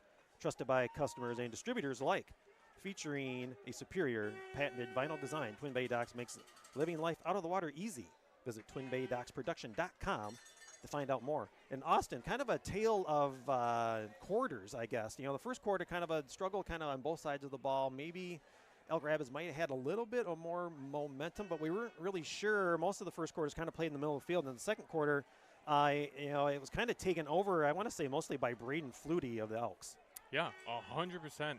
And I'll be honest with you, things look like they were going for Elk Rapids. Everything was going for them. Little broken tackles, free first downs coming down to the field from Flutie. Great runs. Whereas for the Cheboygan Chiefs, things were just not going their way. They were getting balls moving down the field. There were 2-3 times they were down on the Elks side of the field. They could not just punch it in, though. They were having some little flags, holding calls, which was throwing them back. And we said those are drive killers. It killed their drive. It killed their momentum, and they could not score and get in the end zone. Yeah, another player with a nice half for Elk Rapids was Keegan Cotterman, number 32, on both sides of the ball. A couple scores to update, too, out there, Next Level Broadcasting. At the half when we saw it was Boyne City 24 and Charlevoix 21. Nice close game there. Yeah, and I think I don't know if the long travel is causing a little slow start for Traverse City maybe. Yeah, and for Traverse City, they're in the third quarter, I believe, down at Berrien Springs. Berrien Springs leading the Gladiators 21-7, and again, that is in the third quarter right now. So for strategies in the second half, Cheboygan almost like they got a little bit of momentum going. They just need to dig down and just try to get a sustained drive and then be able to slow the passing game of Elk Rapids down in the second half. Yeah, 100%. And the Chiefs are coming out with the ball in the second half. I think that's great. You get the ball moving, you potentially go and get a score, and I think you can change the entire game that way. It depends how this first drive goes, though. I would like to see them stay true to themselves here. I think the run game was starting to get going there at the end of the first half. Keep those middle I formation up. Keep those misdirections. Keep the motions before play. I think that's helping them get open. And then with the pass, I think I would like to see some more passing. They were getting some quick slants. They were getting some man beaters. They just have not been able to get that to connect on that pass. So I'd like to see them do that. Whereas for the Elks, keep doing what you're doing. You're forcing turnovers on defense. You are running with Flutie. You're getting open first downs and everything like that. Keep that going. Let's see if they can maintain this lead, or let's see if the Chiefs can dig into it. We thank you for joining us for the Twin Bay Docs halftime show. We're going to take a short break and then be right back for the second half. You are watching Next Level Broadcasting.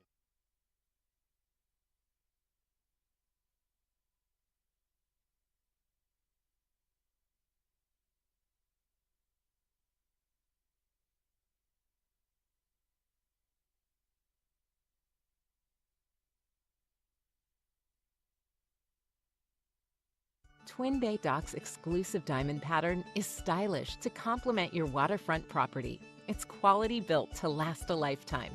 Engineered to be stronger, our non-skid surface stays cool to the touch, and we offer a full line of dock accessories, including kayak and supboard racks. To see all we have to offer, visit our website to find a dealer near you. Twin Bay Docks, simply exceptional quality.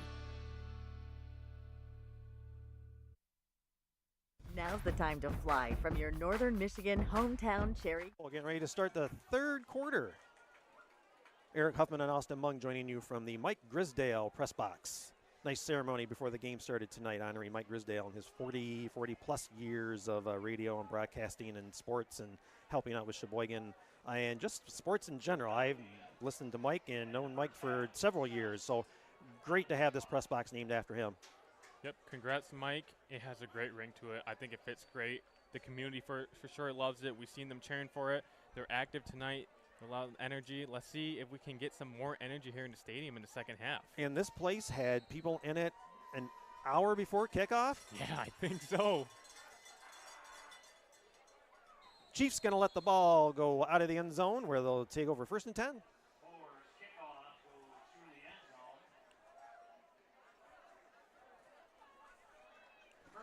Upcoming schedules for both teams. Elk Rapids, they've got Oscoda coming up. Mm-hmm. They are traveling. Are they traveling or are they away or home? I think they're away. They got a little travel to the other side of the state then. Then the short trip, Charlevoix, Mansalona, over to Tawac, over to the east side for Tawas, and then Harbor Springs, and then close it out with East Jordan. Here come the Chiefs on 1st down. Sly's going to try to hand off. Brought down immediately. And it looks like they just could not get that clean handoff going. It took a little second for him to get it to the running back there, and that's what caused the Elks to get to them there at the line of scrimmage. Luke Walgamot met him right there and stopped him for no gain. It'll be 2nd and 10.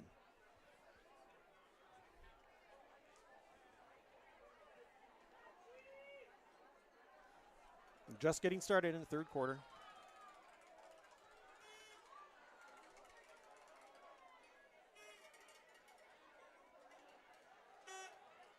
Schley hands it off. He's got Soblowski. Nice gain on the play. It's a great run there. Way to make up for the first down on no gain. And now you turn it into a third and manageable here. You can do whatever you want. You can run again. You can do a little misdirection. Or you can get a little quick little out route, move those chains, and get the ball moving here.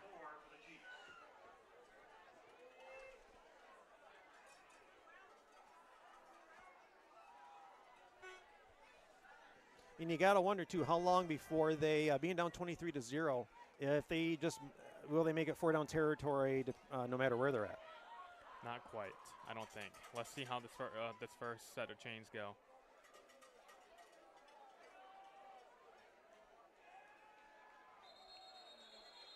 Good pursuit by Elk Rapids. He's trying to get the number on a handoff. There we go, number 7.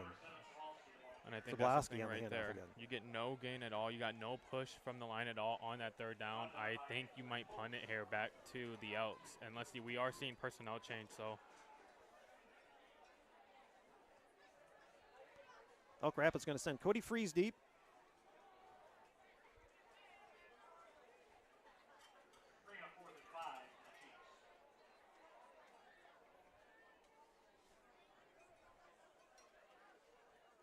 Let's see if James Charbonneau can get the ball back in their other side of the field.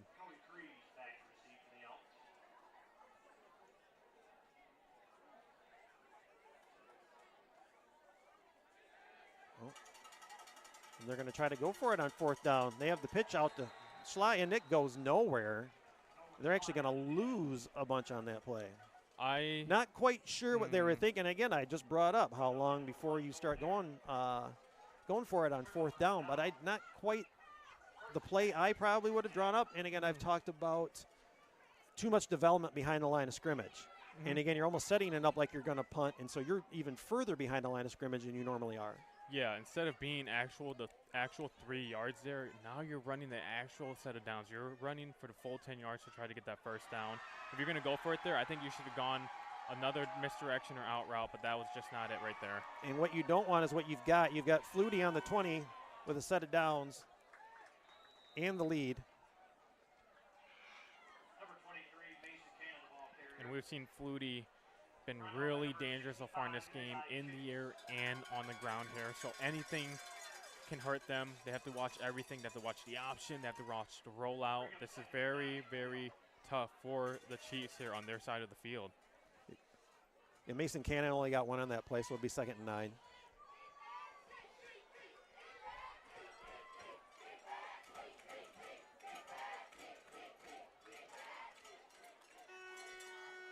Pro set for the Elks. Here comes Flutie. He's going to tuck it. Nice coverage sack by the Sheboygan Chiefs defense that time. Very good play on all levels of the defense right there. We've seen him escape out of that pocket several times in the first half, and this time they were able to get him in the pocket and get that sack. We got a big 3rd down coming up behind the line of scrimmage for 3rd and 12. Good job by the DBs. He had nowhere to go, and he had no choice but to tuck it and try to get anything out of it. And not only that, but being down 23-0, we still have a lot of energy here in the stadium. We have the student section still chanting defense. I think this is still good. Getting some momentum here for the team. I don't know if I put my face in front of the camera, but I'm looking over, and they are all still standing there. So, yeah, they're having a great time here tonight. I wasn't looking for my close-up. Oh.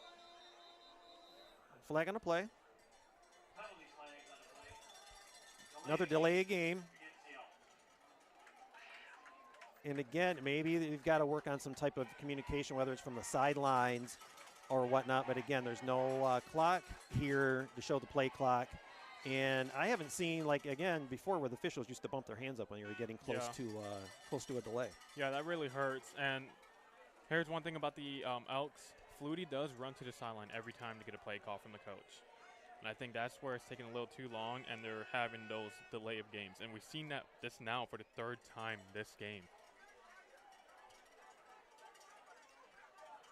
So on 3rd and 17, Darren's going to take the direct snap, almost kind of like a wildcat with Darren taking the snap.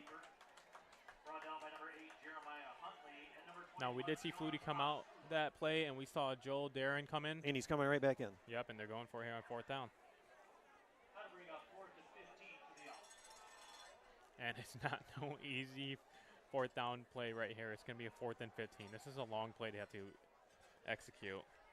And Flutie's had good success throwing the ball tonight, so can he hook up with one of his receivers again?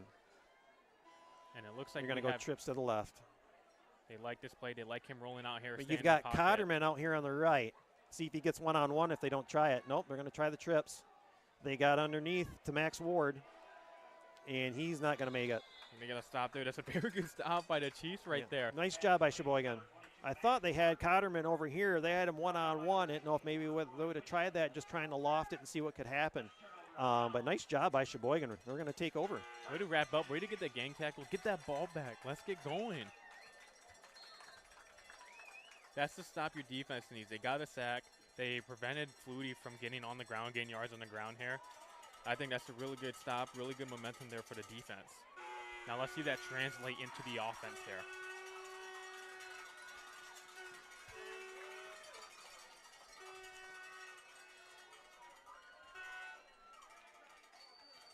Nolan Schley going to take the snap, hand it out to Soblowski. Good pursuit by Elk Rapids. He's going to get a short loss on the play. Yeah, and that's one thing I love about Elk Rapids. I think one of the greatest strengths is that defensive line. They load that box up. They put 5 guys on the line with 2 linebackers right behind that. You basically got 7 in the box. It's hard to run against this team without getting pursuit or loss of yardage in the backfield.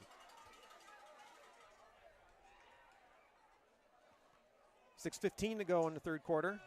Elk Rapids with a 23-0 lead over Cheboygan.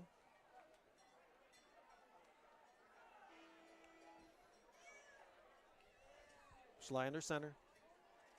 Full house backfield. You're going to hand it to the up back.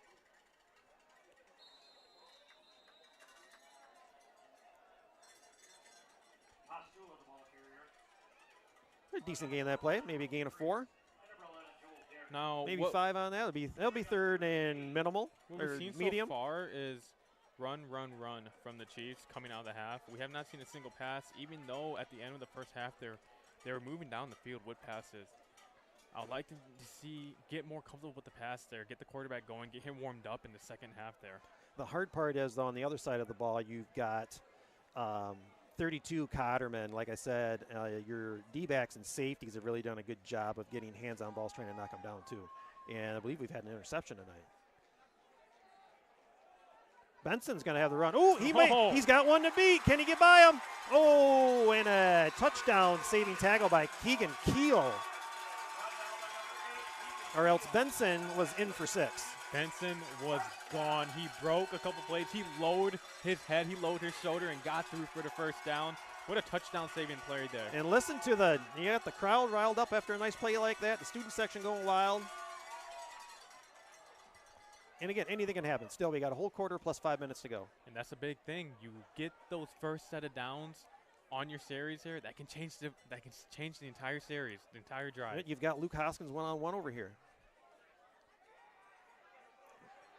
So he's going to, almost intercepted. Yeah, collective ooze from the crow's nest on that one. Pass a little too short, and the receivers weren't looking. That was a very good play by defense. He had 2 mans coming down the seam, open downfield, but he was hit while throwing the ball. He could not set his foot. He could not get the ball over across. And that's what resulted in that little short pass, which almost got intercepted once again. Schley lives to fight another down, so on 2nd and 10, he brings his team to the line.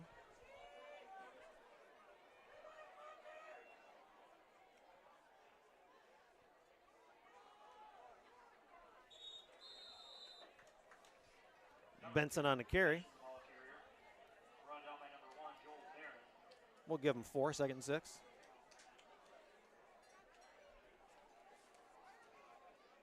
On the Sheboygan side of the ball, they have Kalkaska next week. Be a good game for them. Have a tough schedule. Yeah, then they've got the gauntlet. I see Boyne City, Traverse City, St. Francis, and Kingsley all in a row. That's a very tough stretch. Oof. And then they finish out with Grayling and then Benzie Central. And you're away for 2 of those tough games. Schley out on the left. Good protection by his lineman. Get a nice grab there by 85, Mantis Jet. Good roll out there. We do have a flag, I believe, out on the field, so let's see what this is. If it could be coming back if it was holding. Cameraman's giving me a preliminary indication of holding. See if Chris is right, and ineligible downfield. You hate to see that on third down. And you had another player into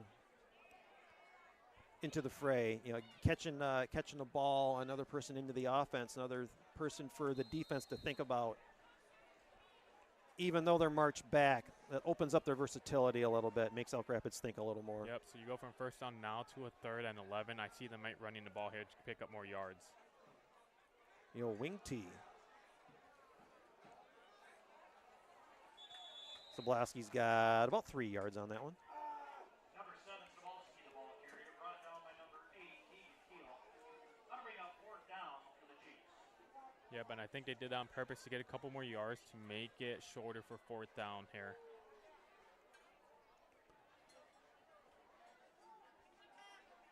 But Cheboygan is capable of converting these 4th downs. They just haven't been able to get it together.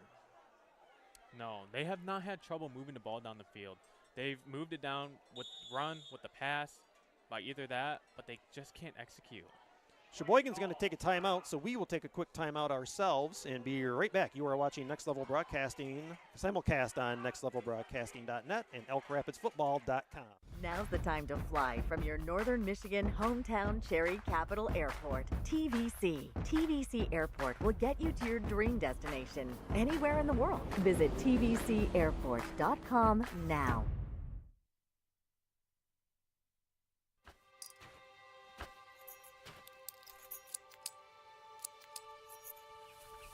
Collar Clinic, providing peace of mind and local customer service with the latest GPS collars, ARC collars, e-collars, beeper collars, accessories, and replacement parts, protecting your dog's safety and giving you the confidence that you'll be hunting with your dog, not for them. Collar Clinic, your e-collar specialist in Northern Michigan for over 35 years. And we're back. We thank you for joining us. Eric Huffman and Austin Mung here in the Mike Grisdale press box in Cheboygan High School. 3:10 left to go in the 3rd quarter. Elk Rapids with a 23-0 lead over Cheboygan. 4th down after a timeout by the Chiefs. Nolan Schley under center for Cheboygan. And we're going to get another flag. Here we got a false start here. Offsides. Offsides. On the defense. That'll march them a little closer. Will they keep the same player? Will Coach have another one in his pocket? I bet they're loving this call right here. This makes it very 4th and manageable down now. Little change in personnel, so we're going to change up for the 4th and 2 play on this one. There we go.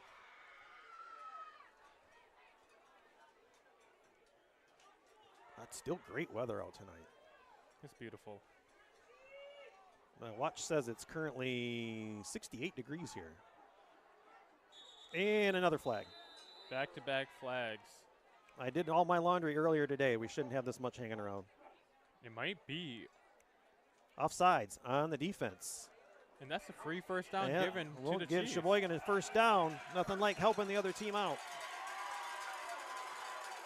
For those 2 plays, we were the best player on their team. Oh, yeah. I think everyone.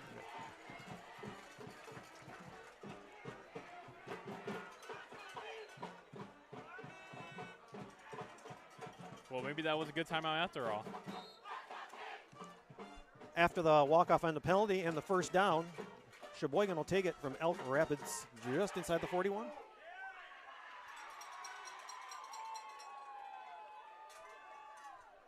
Schley dropping back. He's looking for, ooh. Nice. I was going to say nice break up by Trey Dennis, but we'll see what the official wants to call on the penalty. Might be holding on the defense on him. Pass interference on the defense. That'll give him another 1st down. And we creeping closer to Cheboygan putting some points on the board. And I know it is not by them actually moving down the ball on the field, but with flags. But this really does help with momentum because now you got 3 straight flags on the defense. Is it a case of personnel on the field? Did they switch any personnel out? Is it just a bad series? Could just be one of those series. Let's see if the Chiefs are able to finish here this time. Sheboygan on a handoff. And Benson on the reverse handoff. They almost tried almost like an 8-at-2 trap, where they tried to fake the handoff going to the 8 and gave it to the guy going to the 2-hole. Yeah, and we've seen those happen actually quite a bit for the Chiefs so far, and they've gotten big plays on it. And they tried giving it, I think that was the same play that Benson got it on the first down. Second for Sheboygan, 2:30 to go in the third.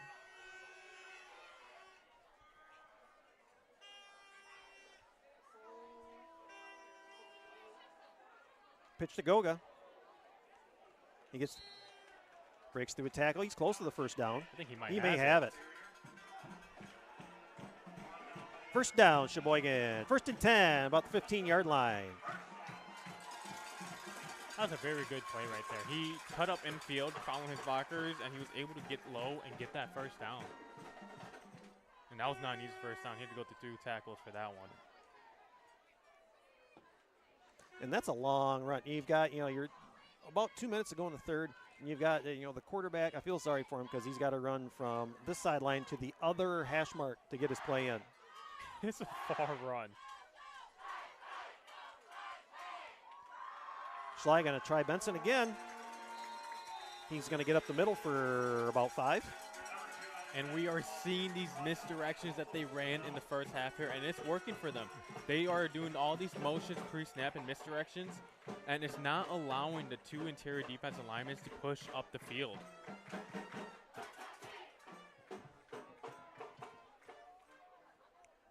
Colton Enyart for Elk Rapids subbing in. Looks like he's going to go in there and plug the hole in the middle there.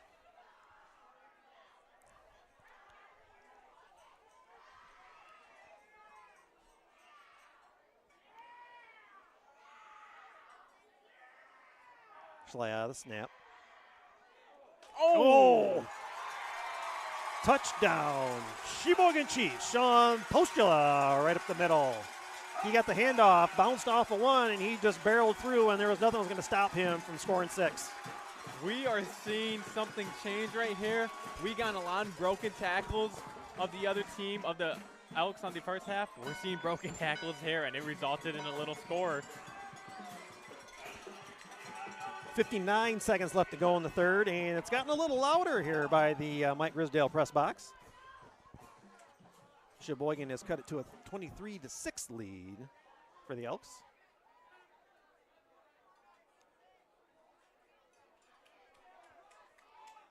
Sheboygan lining up to go for 2.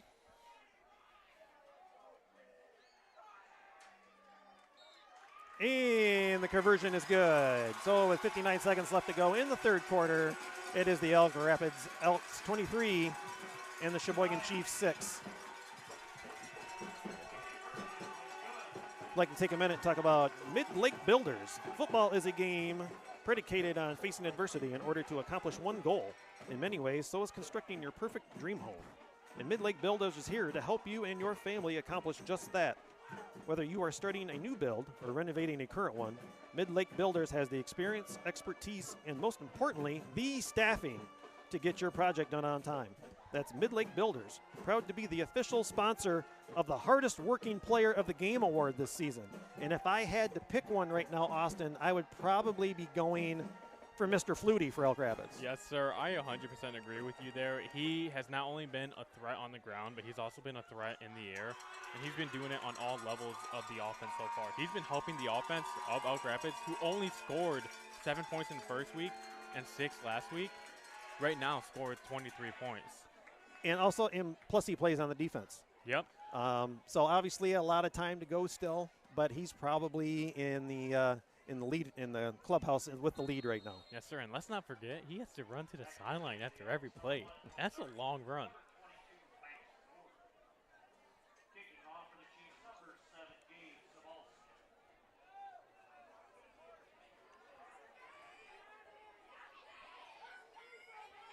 For Elk Rapids, you've got Darren back.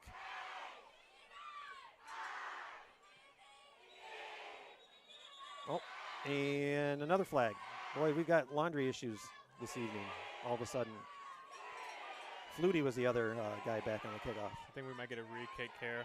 I think one of the players on the Chiefs crossed the line before the ball got kicked.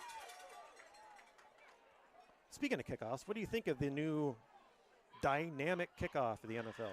Oh man, it's different. It's weird. It is a lot. You know, when I see it on TV, it reminded me growing up of the old vibrating football game. People, Gen Xers and whatever, people my age would remember this. I was about to say, it looked like the two lines of guys standing there looked like you're getting ready to turn the vibrating football game on, and then they all kind of took off all over the place. That's what that looks like to me. I'm not gonna lie, Eric. I don't know what you're talking about. Yeah, but you're young. Yeah, I'll take that. Okay. Yeah, you pull the little arm back to throw the little football if you really wanted to. Oh yeah. Okay. Oh, and the kickoff's going to be down right where he received it. Max Ward's going to down it on the 25 where Elk Rapids will take over. You know, there's a lot of changes to football games now. I know you had that growing up, but for us, we have a thing called Quest, so you can play football games in a VR headset. Don't think that you're aging or dating me by talking about Quest, because I actually have a Quest 3. Do you really? Yes. I can play 18 holes a day in my pajamas and never have to go anywhere. Oh, you can't complain about that. Oh, yeah. I love my VR golf. Here comes Flutie on first down. He's got Cotterman. Oh, and he loses the ball. Sheboygan's got it back. He's got it at the 30. He's going to be thrown out of bounds. Momentum could be shifting. Oh, man, what a play there by the defense. This is two great stops right now, back-to-back series. Is that Huntley on the? I think it is. It was a cornerback that stripped the ball there, I believe.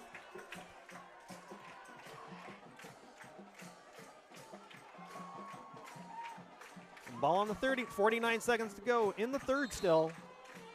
And we have got energy back in the stadium, in the crowd, and you can see the Chiefs sideline pumped up. Let's see if they can come back and score again and make it a one-possession game. Yeah, and not much action on the other side of the field right now. Obviously, you got to get their emotions back up on the Elk Rapids side. Nice hard run by Benson to start this possession. And we're seeing them starting to give the ball a lot to Evan Benson here. He's breaking a lot of tackles here in the second half. A lot of it that mixed direction, too. We've got an injury. Could be a cramp as they're looking to stretch one out. And while they're attending to the player, we're going to take a quick break. We'll be right back. You are watching Next Level Broadcasting. Twin Bay Dock's exclusive diamond pattern is stylish to complement your waterfront property. It's quality built to last a lifetime.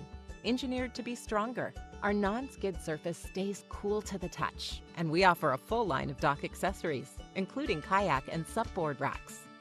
To see all we have to offer, visit our website to find a dealer near you. Twin Bay Docks, simply exceptional quality.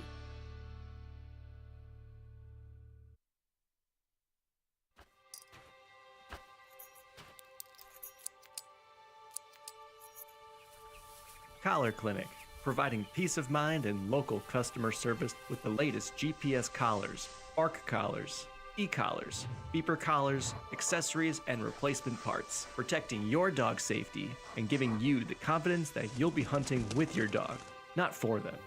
Collar Clinic, your e-collar specialist in Northern Michigan for over 35 years.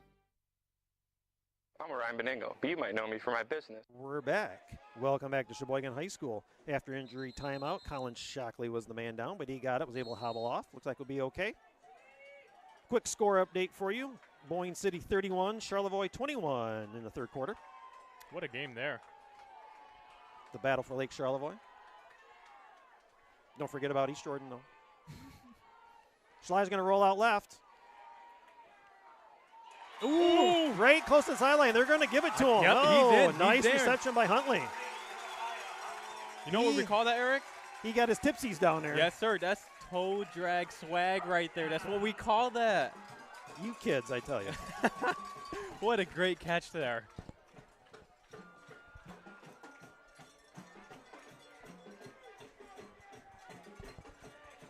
Not only that, but we got a new set of downs here.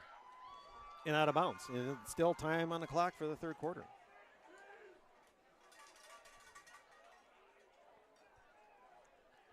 Luke Hoskins going out wide, and we're going to flag it again. Offside on the defense. That is 3 offsides in the last 2 series here. So they got to be thinking, or should be talking, what are we doing, and how can we fix it? Because it's basically somebody lining up offside. So far in the last 2 series, they've given up, I think, 25 yards, including that pass interference. That's a lot of yards.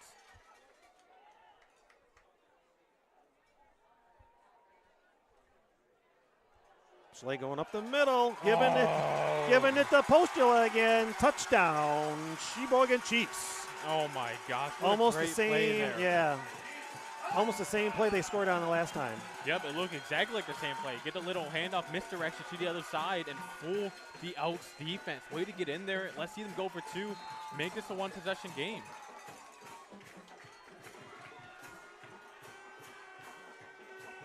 Momentum definitely shifted. And you can see it not just out on the field, but on the sidelines and in the stands too. Sheboygan's going to take Sheboygan's going to take a timeout and think about this extra point.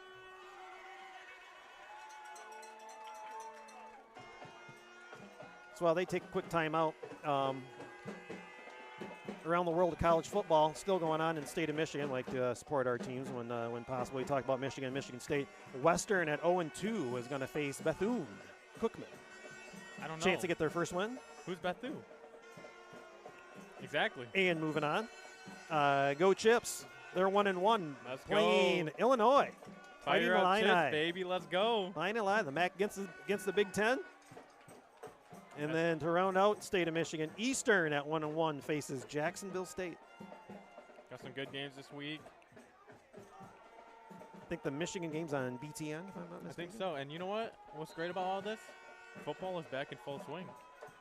We got high school football back. We got Friday Night Lights like we are here. We got college football back, and we got NFL back. Yeah, you know, and I've got my Sunday ticket, so I have my one big TV up top, and I put another big one underneath so I can watch 8 games at one time. Oh, Eric, you know what? I might have to come over for that and some 18 holes of golf on your Quest. Yeah, that's right. Hey, Quest 3 on it. Yeah, hey, we can do that, buddy. Sheboygan on the try. Wow. The hand of Sobalski is good. So with 24 seconds left to go in the third quarter, the score is Elk Rapids 23 and Cheboygan 16.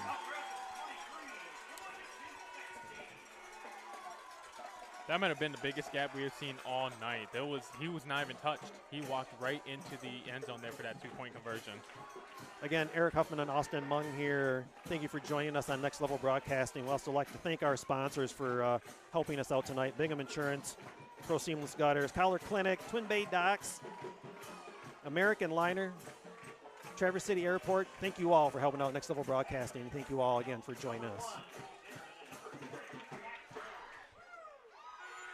And what we've seen so far in the second half, the energy has completely shifted. It is rowdy down here right below us, and we got the bell even ringing here.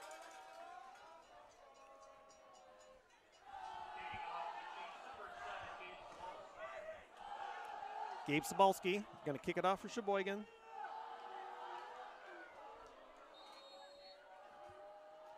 And from what we were thinking of, could possibly go to running clock. Looks like we've got a football game for the rest of the night.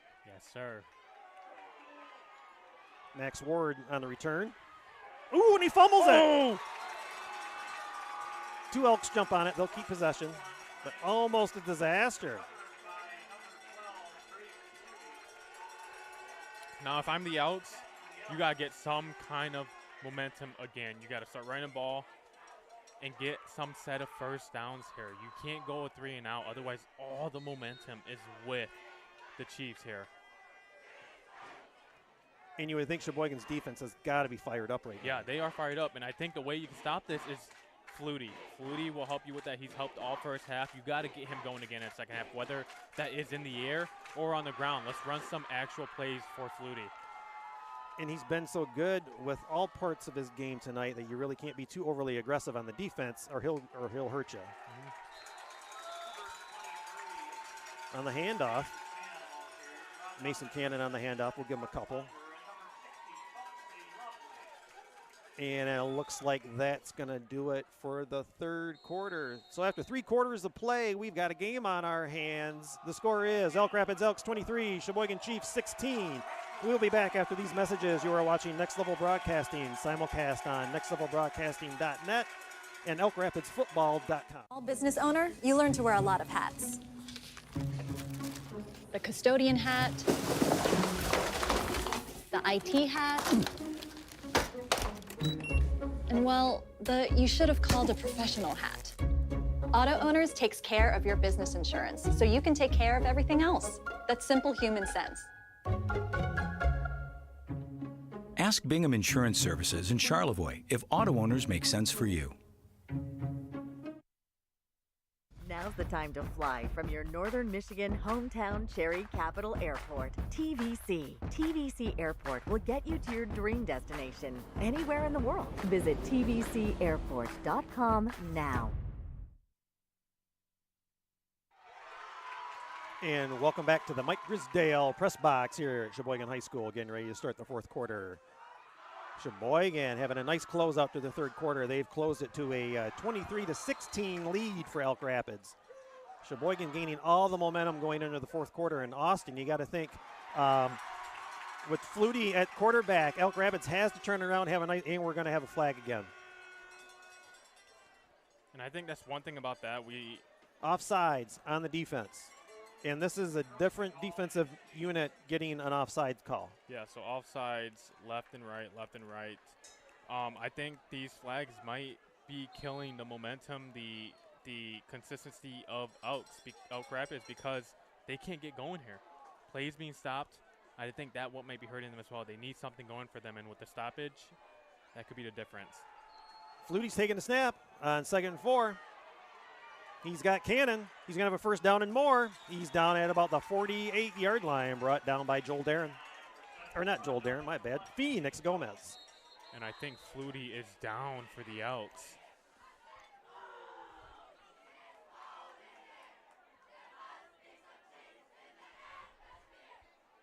Yep, trying to look at what they're grabbing at. While they're checking on him, we are going to take a quick break. You are watching Next Level Broadcasting. Twin Bay Dock's exclusive diamond pattern is stylish to complement your waterfront property. It's quality built to last a lifetime. Engineered to be stronger, our non-skid surface stays cool to the touch, and we offer a full line of dock accessories, including kayak and supboard racks. To see all we have to offer, visit our website to find a dealer near you. Twin Bay Docks. Simply exceptional quality. I'm Ryan Beningo, but you might know me for my business, Professional Seamless Gutters, where we specialize in, you guessed it, everything gutters. New installation, replacements, cleaning, leaf guards, rain chains, and much more. But unlike many service providers, when you call Professional Seamless Gutters, you get me, Orion, not some bum intern or call center recording. So when you're contemplating any services regarding the gutters on your home or pole barn, think Professional Seamless Gutters. Welcome back to Cheboygan High School after the injury timeout. Looked like it was not the quarterback Flutie. It was number 70, Zachary Cadwell, but he was able to get up and walked off on his own strength.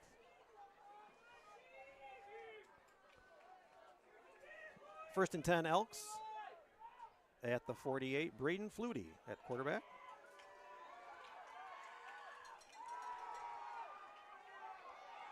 And intercepted. Nice tip by number 65, Eli Chase. And he was able to haul it down. Wow. Big turnover for Cheboygan.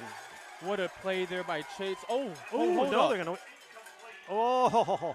I think wow. they're calling. I think they saying it's hit the ground. It off incomplete. Wow. Whew. Wow. I thought I had a nice call there, and I had to delete that off, and we're going to start over at 2nd and 10.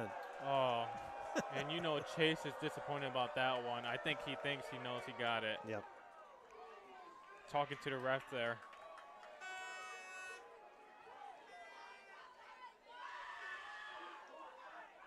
Besides that, we got them to a 2nd and 10 here. Elk Rapids definitely dodged a bullet.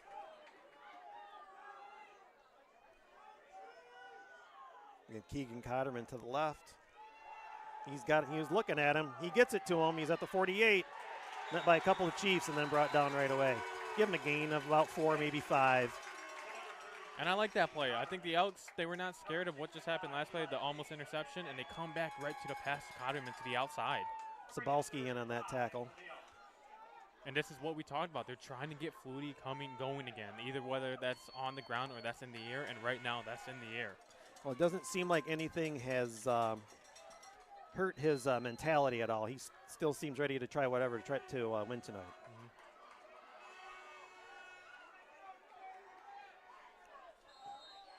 Gets a slight tap from Cannon, and Elk Rapids is going to take a timeout. And so we will take a timeout along with them and then be right back. You are watching Next Level Broadcasting simulcast on nextlevelbroadcasting.net and elkrapidsfootball.com. Now's the time to fly from your Northern Michigan hometown Cherry Capital Airport. TVC. TVC Airport will get you to your dream destination anywhere in the world. Visit tvcairport.com now. At American Liner Systems, they have 3 main goals in mind. They want to do the best possible job for their customers, ensure farm and industrial safety, and protect the environment all at the same time. No matter how big or small your job site or farm is, they have many eco-safe solutions like machinery catch basins, fuel and chemical storage, manure lagoons, fertilizer containment solutions, equipment maintenance pads, and so much more. To keep our fresh water clean and our forests green, visit AmericanLinerSystems.com or call 2. Welcome back to Cheboygan. 3rd and 5 for Elk Rapids. Flutie's got it. He's going to pitch it out. He's got Cannon. And it looks like Chiefs will have him short of the first down. You can hear the Cheboygan crowd get riled up. Very good play there by the defense of the Chiefs. Now, here's a big play call for the Elks. Cannon's laid up a little bit. He's hobbling. Looks like he got hard to tell if it was a body injury, if he got his bell rung a little bit the way he was going back to the huddle. It looks like the Elks are going to be going for it here on 4th and 2 on their side of the Elks Chiefs side of the 50. Quick snap. And I don't even think Elk Rapids is ready. I don't know if they're going to get it. I think Cheboygan was ready. It looked like Elk Rapids, the center and the quarterback were ready, but not the rest of the team. And then Cheboygan just plugged the middle, and they're able to get him a stop on 4th down, and they're going to take over. That was a great stop there. Way to get almost the interception turnover and come back and then still stop them on 4 downs. 9:56 to go. And now let's see if the Chiefs can go ahead and move the ball down the field about 55 yards for a touchdown here to potentially take the lead, tie the game up and then take the lead.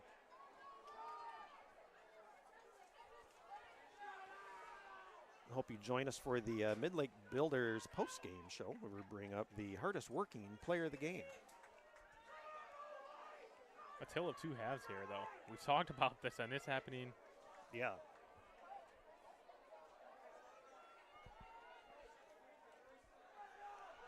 Oh, pitch pass. He's got a man. He's got him.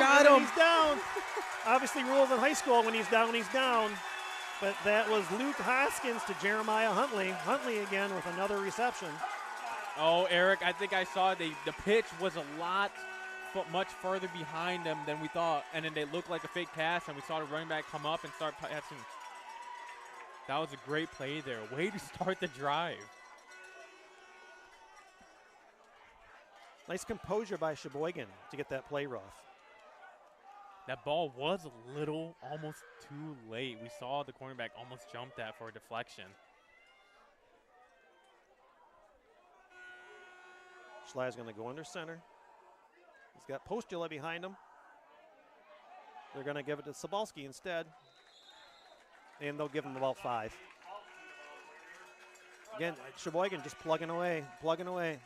Yep, and I think we're seeing them run their game. They're in control of the game right now. In the first half, I think we saw it get out of hand, especially being down 23-0, and we're seeing them be able to pass, mix it in, and run their own game, run the misdirections to the outside, to the C gaps. It's almost like the teams flip because they've got the momentum, and Elk Rapids seems to be on their heels. And not just on defense. Offense is kind of sputter a little bit now, too. We're going to go up the middle with Postula again. Yeah, and to go off Enough of what for you a first said, down. It's been completely opposite. It's been switched. We see now the defense of the Elks look tired. They got the hands on their hips. I think it's what we've seen in the first half where the Chiefs were tired, and we're seeing them run it down the middle, run it down the throat. 8:38 to go in the game now. Elk Rapids clinging now to a 23-16 lead. Eric Huffman here along with Austin Mung and our cameraman Chris doing an outstanding job. We thank y'all for hanging out with us tonight.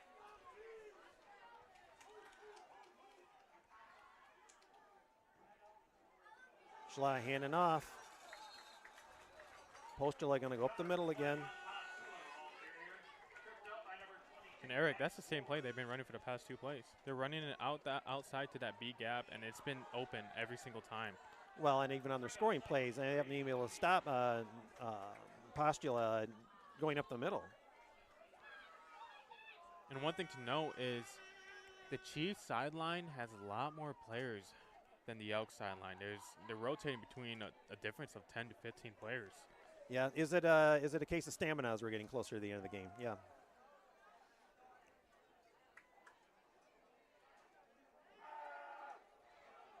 Got the handoff. He was ducking and weaving, Sobalski. Looks like about the 6. First down, Cheboygan Chiefs. First and goal from the 6. That's Sobalski to the right side this time. They ran those 2 plays to the left side, and it's worked, and then they flipped it to the right side, and they got that first down with it.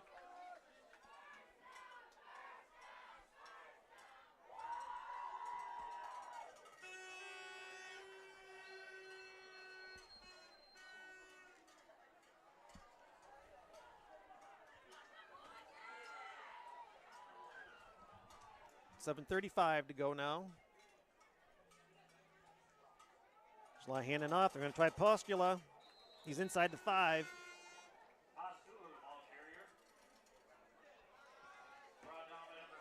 The Elks are trying everything they can to cause a turnover. They're trying to rip at the ball. They're trying to punch at the ball. Just could not get it. Yeah, second and goal from the 4. You just stick with what you're doing. Just try to bowl up the middle. You want to try anything fancy out wide? This is the last thing you want to do. You do not want to get fancy at all. You've been running it down from the 45 of your side of the field. Keep running it down.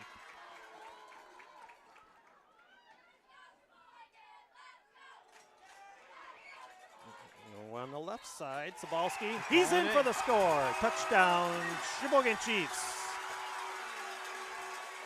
That's the same and now, with 6:48 to go in the game, depending on the extra points. They ran that play to Cheboygan all series long, and it's worked. They've gotten 4 or 5 yards every single play with that, and they got in the end zone this time.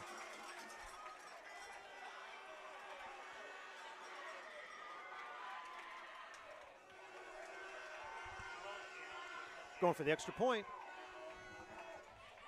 Let's see if they can tie the game up right here. Big kick. Sobalski out of the hold of Evan Benson. And a bad snap. Let's see if they can get anything out of this. He's looking around. He's going to throw it. Oh, he almost had Jack Ekdahl and possibly get it in for a 2-point. But the try is no good, and that leaves the score Elk Rapids 23 and Cheboygan 22. Eric, what a turn of events that could have been right there. So 6:48 to go. Obviously, all the momentum with Cheboygan now. What can Elk Rapids do to switch it back around to show the, lack of a better word, dominance they had earlier on in the game? I think what we saw at the end of the last series, we saw them trying to get Flutie going. We saw him trying to get quick little pass routes, quick little curls, hitches, anything like that. I say you stick with that. the defense is getting pursuit up the field. I don't think they're able to run the ball except for that screen pass. They were able to get going. So I think you keep it in the air with Flutie, run a couple of those screens. The linemen has been doing a great job on that. I say go back to that. I was kind of thinking, it just a few mistakes here and there of kind of what cost Elk Rapids. They just stuck with what got them here so far. They should be okay. But obviously, I don't know if fatigue's become a factor or if Cheboygan's momentum or if they've been awakened or whatever. But Cheboygan looks like a different team, and Elk Rapids looks like a different team. Yep. The tale of two halves right there for you, Eric.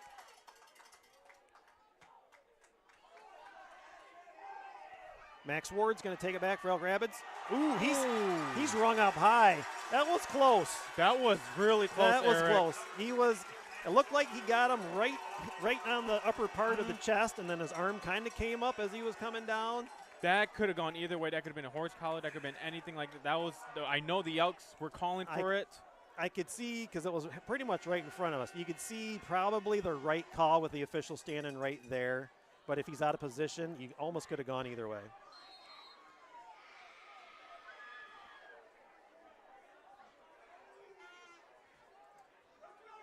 So Elk Rapids on first down, 6:44 to go. The ball is on the 31-yard line.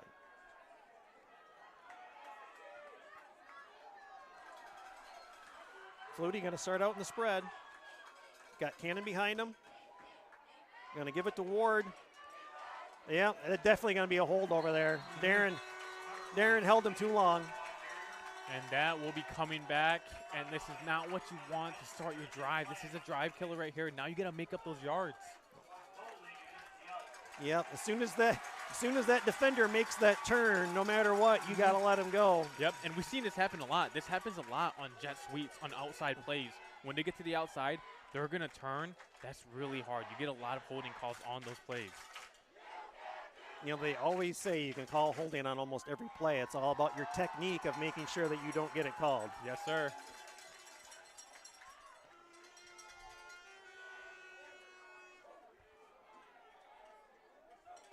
Here come the Elks on 1st and 20. Oh, fumble on the snap. Flutie's going to pick it up. He saved the possession, but then he's brought down behind the line for another short loss on the play. It's going to be 3rd and very long. This is a really rough start for this series for the Elks here. And we've seen this happen before where they fumbled on the little sweep right there. I don't think the timing's there. The time is just not there. The center's not snapping in time with that motion player, and it's causing that little fumble, that little mishap. And you got to worry about the mentality of the difference between playing to win and playing not to lose. It goes into your mentality and your game planning for the rest of the game. Are you trying just to survive this game, or are you the one that's going to push through and get the victory? Flutie going to roll out left. He went through his progressions, and I think he paid the price for it. Interception by Cheboygan, and he's going to turn around and take it. He's down to the 15-yard line. Oh, my gosh, what a play there. It just fumbled up in the air like that. So Flutie went through his progressions. I think he had a different guy open, but obviously my vantage point's different being up here. But then he got to his 3rd progression and was the wrong one because he was covered. Yep, and it just fumbled. It was just up in the air for about 5 seconds, and Chauncey came down with the interception. I think he had his eyes open because he almost had the pick 6 there. So now you're not opening up. You lose the ball. 5:20 left to go in the game. Now you've got to worry about possible field goals, too, because you're obviously within 1 point.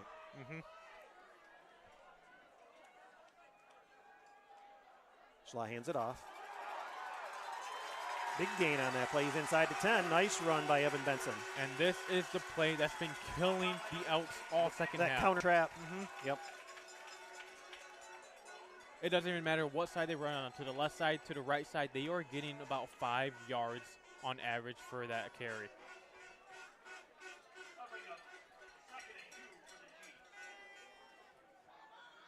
Second and 2 for Cheboygan. 4:50 to go in the game. Elk Rapids trying to hang on to this 1-point lead.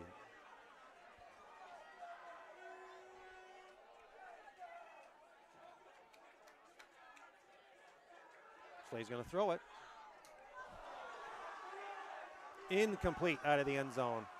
The receiver got turned around, and by the time he got his feet right, the ball was already gone by. That was a good play there by the Elks. Wade did not be fooled. I think that was one of the first passing plays in about 3 drives from the Chiefs there.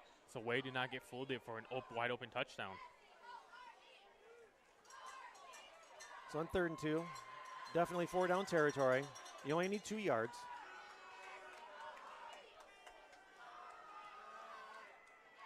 Cheboygan with the full house. They'll give it to Sobalski. Dives forward close to the stick. We'll see where they mark it. And I don't think he got it. He might be just short. Let's see. The one judge is a little bit further back than the other. And it'll be 4th and 1. And it looks like they're going for it. I don't think they're going to take a field goal. This may call for a second, and I don't do it very often.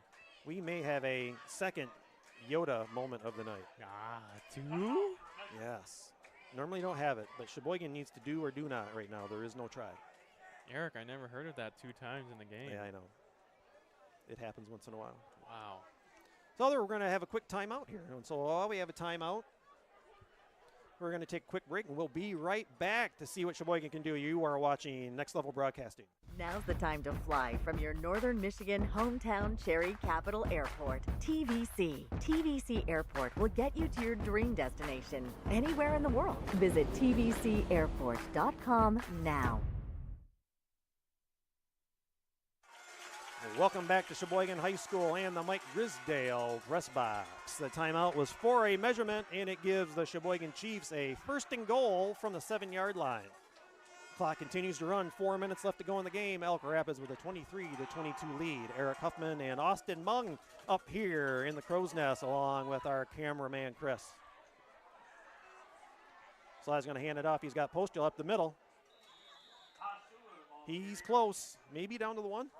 I think it's a couple inches there. Now you have basically 3 downs to punch it right in for that touchdown. Now do you take your time? I think right here, yes. Or you want to make sure you get the points? A lot of flags the second half. You're in no rush here, but I think you get your points right here. You run that same play you ran all second half, that little counter trap. Going to try the quarterback up the middle. Almost trying a little tush push with Postula. And touchdown. Got it. Sheboygan Chiefs. The quarterback on the keeper. We got our version of the tush push of Cheboygan, Michigan. And so now with 3:07 left to go in the game, Cheboygan has roared back to take a lead. They now lead 28-23, 3:07 left. Eric, we got 28 unanswered points here in the second half.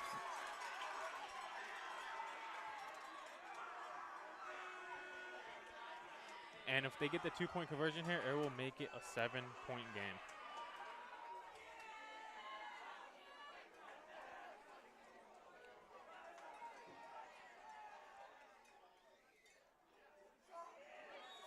Quarterback keeper for 2 points. And so with 3:07 left to go in the game now, Cheboygan takes the lead. The score is Cheboygan Chiefs 30 and the Elk Rapids Elks 23. And we're going to keep it right here.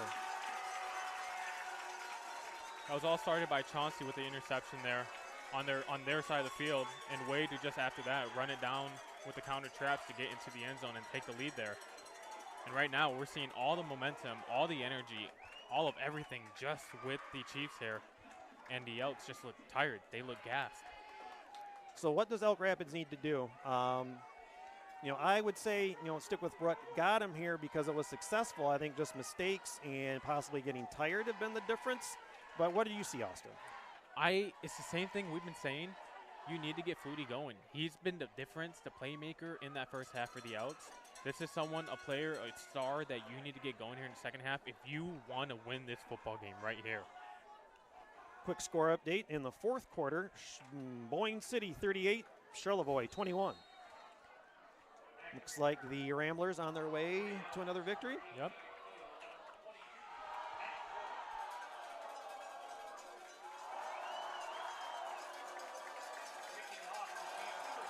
And it's getting really loud here with the student section.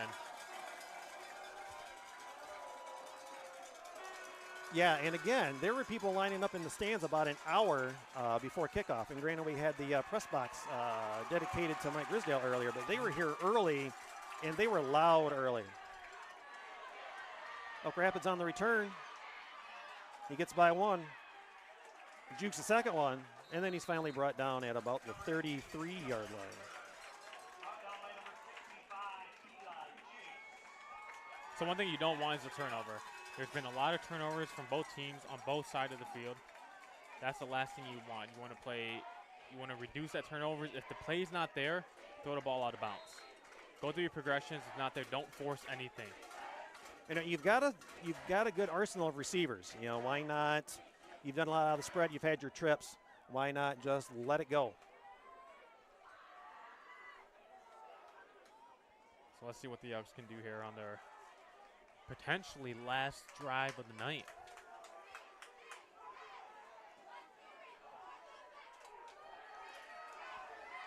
Flutie, he's looking around. He's trying to find someone. He's going to tuck it, and he's going to gain a couple. Good idea to keep it and not try to force anything. Keep possession of the ball, gain a couple of yards. You still got a few more downs. Yep, that was very good. All receivers there were all blanketed by great coverage in the second level of the defense.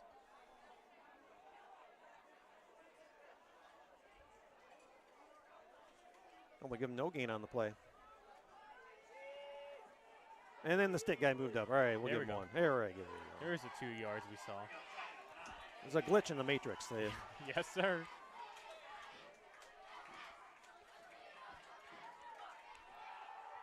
Flutie, gonna air it out. Just hanging up there. The ball looks good in the air, but when he releases it, it almost like it just kind of goes up too high. It doesn't have the right trajectory to get to him, where it just kind of hangs up there. Yeah, it did, and it was a good adjustment by the receiver there. I think he ended up slipping, and we are getting a little late here. There is some dew on the grass, and I think the ball got into his hands, but he just slipped right when it got there. 2:45 left now to go. What you need here is just a couple yards. You need 4 yards, 5 yards, just to make it fourth and manageable. Make it manageable, yep. And you do have trips on the bottom right here of the field. Let's see, watch for a potential rollout to the bottom. You got Freeze and Darren and Cotterman and Ward all out there. Flutie's going to end up having to keep it, and he gets run out of bounds for maybe a short loss or maybe no gain. He had all his receivers out, but he wasn't able to get enough time to be able to get let one go. Yeah, something that the coach really made an adjustment on in this defense in the second half. Their ends are covering the sides. They're not letting him get out. They're playing prevent, scrambling to not let him get them big yards. He hasn't scrambled. He hasn't had a big scramble at all, basically second half. And it looks like we might get a potential snap here. Punt. Oh, choosing the punt. And not the greatest punt, but it gets a very favorable roll. It's going to be down at about the 32-yard line where Cheboygan will take over. We're going to take a very short break and be right back. You are watching Next Level Broadcasting.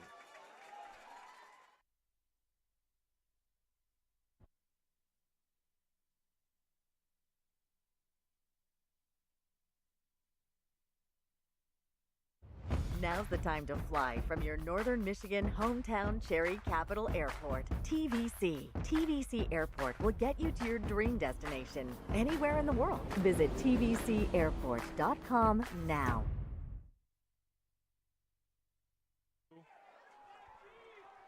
Welcome back to Cheboygan High School. 2:28 to go in the game. Cheboygan has a 30-23 lead over the Elk Rapids Elks. Cheboygan on the first snap of their possession, kind of a hung-on-to handoff there. I wasn't quite sure if they were trying to hand it off or not. Postel ends up with the carry with a very, very short gain. They're just kind of almost like they tucked it in his chest and just kind of held it there with him. Mm-hmm. And that's something they need to watch out. We've seen that in the first half where they could not get the handoff in time, and it resulted in a fumble, resulted in a turnover going the other way. So just be careful here trying to save the win for your team. If you haven't watched the whole game, Cheboygan with 30 unanswered points in the second half. Sobalski's with the carry. He'll get a gain of a yard or two to be 3rd and long.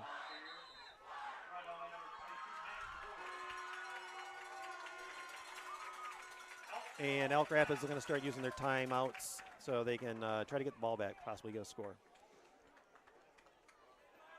Yeah, and I think this is good for the Elks because you know what they're going to do. They're going to run the ball. They're going to try to get the clock counting down. So what they need to do is just load up the box, load up the line of scrimmage, get some pressure into the backfield. But you got to be careful there as well because if you get everyone back and they break that first level, he's gone. He's gone for the first down. He's gone for the game. Again, we thank you all for hanging out with us at Next Level Broadcasting tonight. We also like to thank our sponsors, American Liner, Bingham Insurance, Pro Seamless Gutters, Collar Clinic, Twin Bay Docks, Traverse City Airport. Thank you all for helping us out on Next Level Broadcasting. Again, earlier tonight we had the dedication of the press box to Mike Grisdale. I don't know if you remember him when he did the Coach's Corner, was announcer of the basketball finals. And again, we had the press box here in Cheboygan named after him tonight. So congratulations, Mike Grisdale, and thank you for everything you've done for high school sports over 40-plus years. And what a ceremony they held for Mike. It was phenomenal. The crowd was here, the community was here, and they really supported him. Yeah, it was great. 1:39 left to go, and here we go. 3rd and 8 for Cheboygan. Postula, he's going to have a first down. They're going to try the old up the middle, and he's just going to have two arms around the ball, putting his head down, and he was just going to keep churning until he got past that step. That is that fatigue coming down on the Chiefs right there. They have, like we said, there's only 5-6 guys on the sideline there. They were tired. They could not wrap up and make that tackle. He was just pummeling down. Clock now running, 1:17 to go. Not much Elk Rapids can do about stopping the clock. As you can see, it has gotten very loud on the Cheboygan side.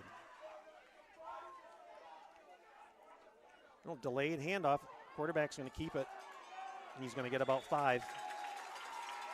Brought down by 55. Luke Waldemott. 11. Cody Friesen on that tackle, too. 45 seconds left. Clock continues to run. Yep, and all the Chiefs have to do is just run this clock down.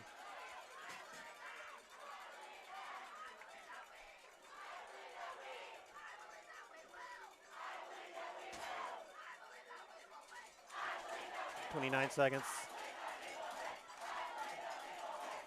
I don't know if you can hear the student section, because they have been rowdy all night. Not just the student section, but the parents in here as well are loud. They got cowbells. Postulate going to go up the middle. That could be the last play of the game. And I think that will be the last play of the game.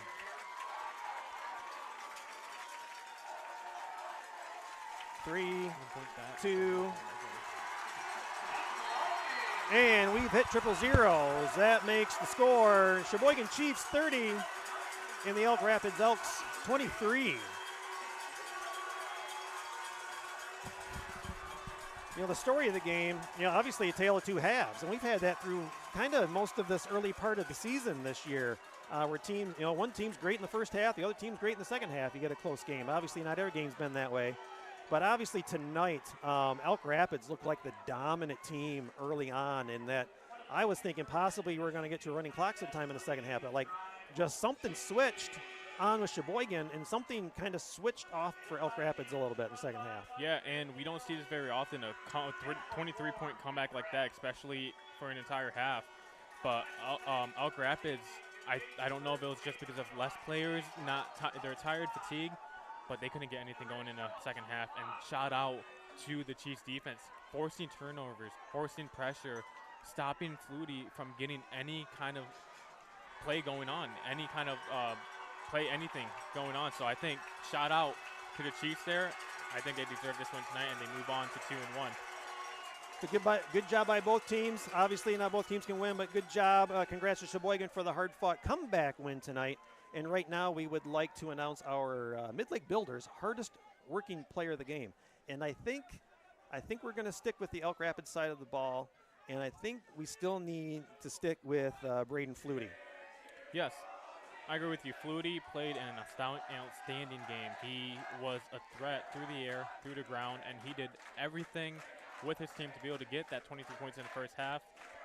If we are switching to the second half, I think the hardest worker player of the game goes to the offensive line, defensive line of the Chiefs. I think it was won in the trenches from them. Well, we thank you all for joining us on Lex Level Broadcasting tonight. And thank you for watching our game. Hopefully you've checked out some other games as well. Hopefully you continue to keep on coming back and watching us. For myself, Eric Huffman, and for my broadcast partner, Austin Mung, and the cameraman, Chris, we thank you all. You've been watching Next Level Broadcasting, simulcast on nextlevelbroadcasting.net and elkrapidsfootball.com. Have a good night.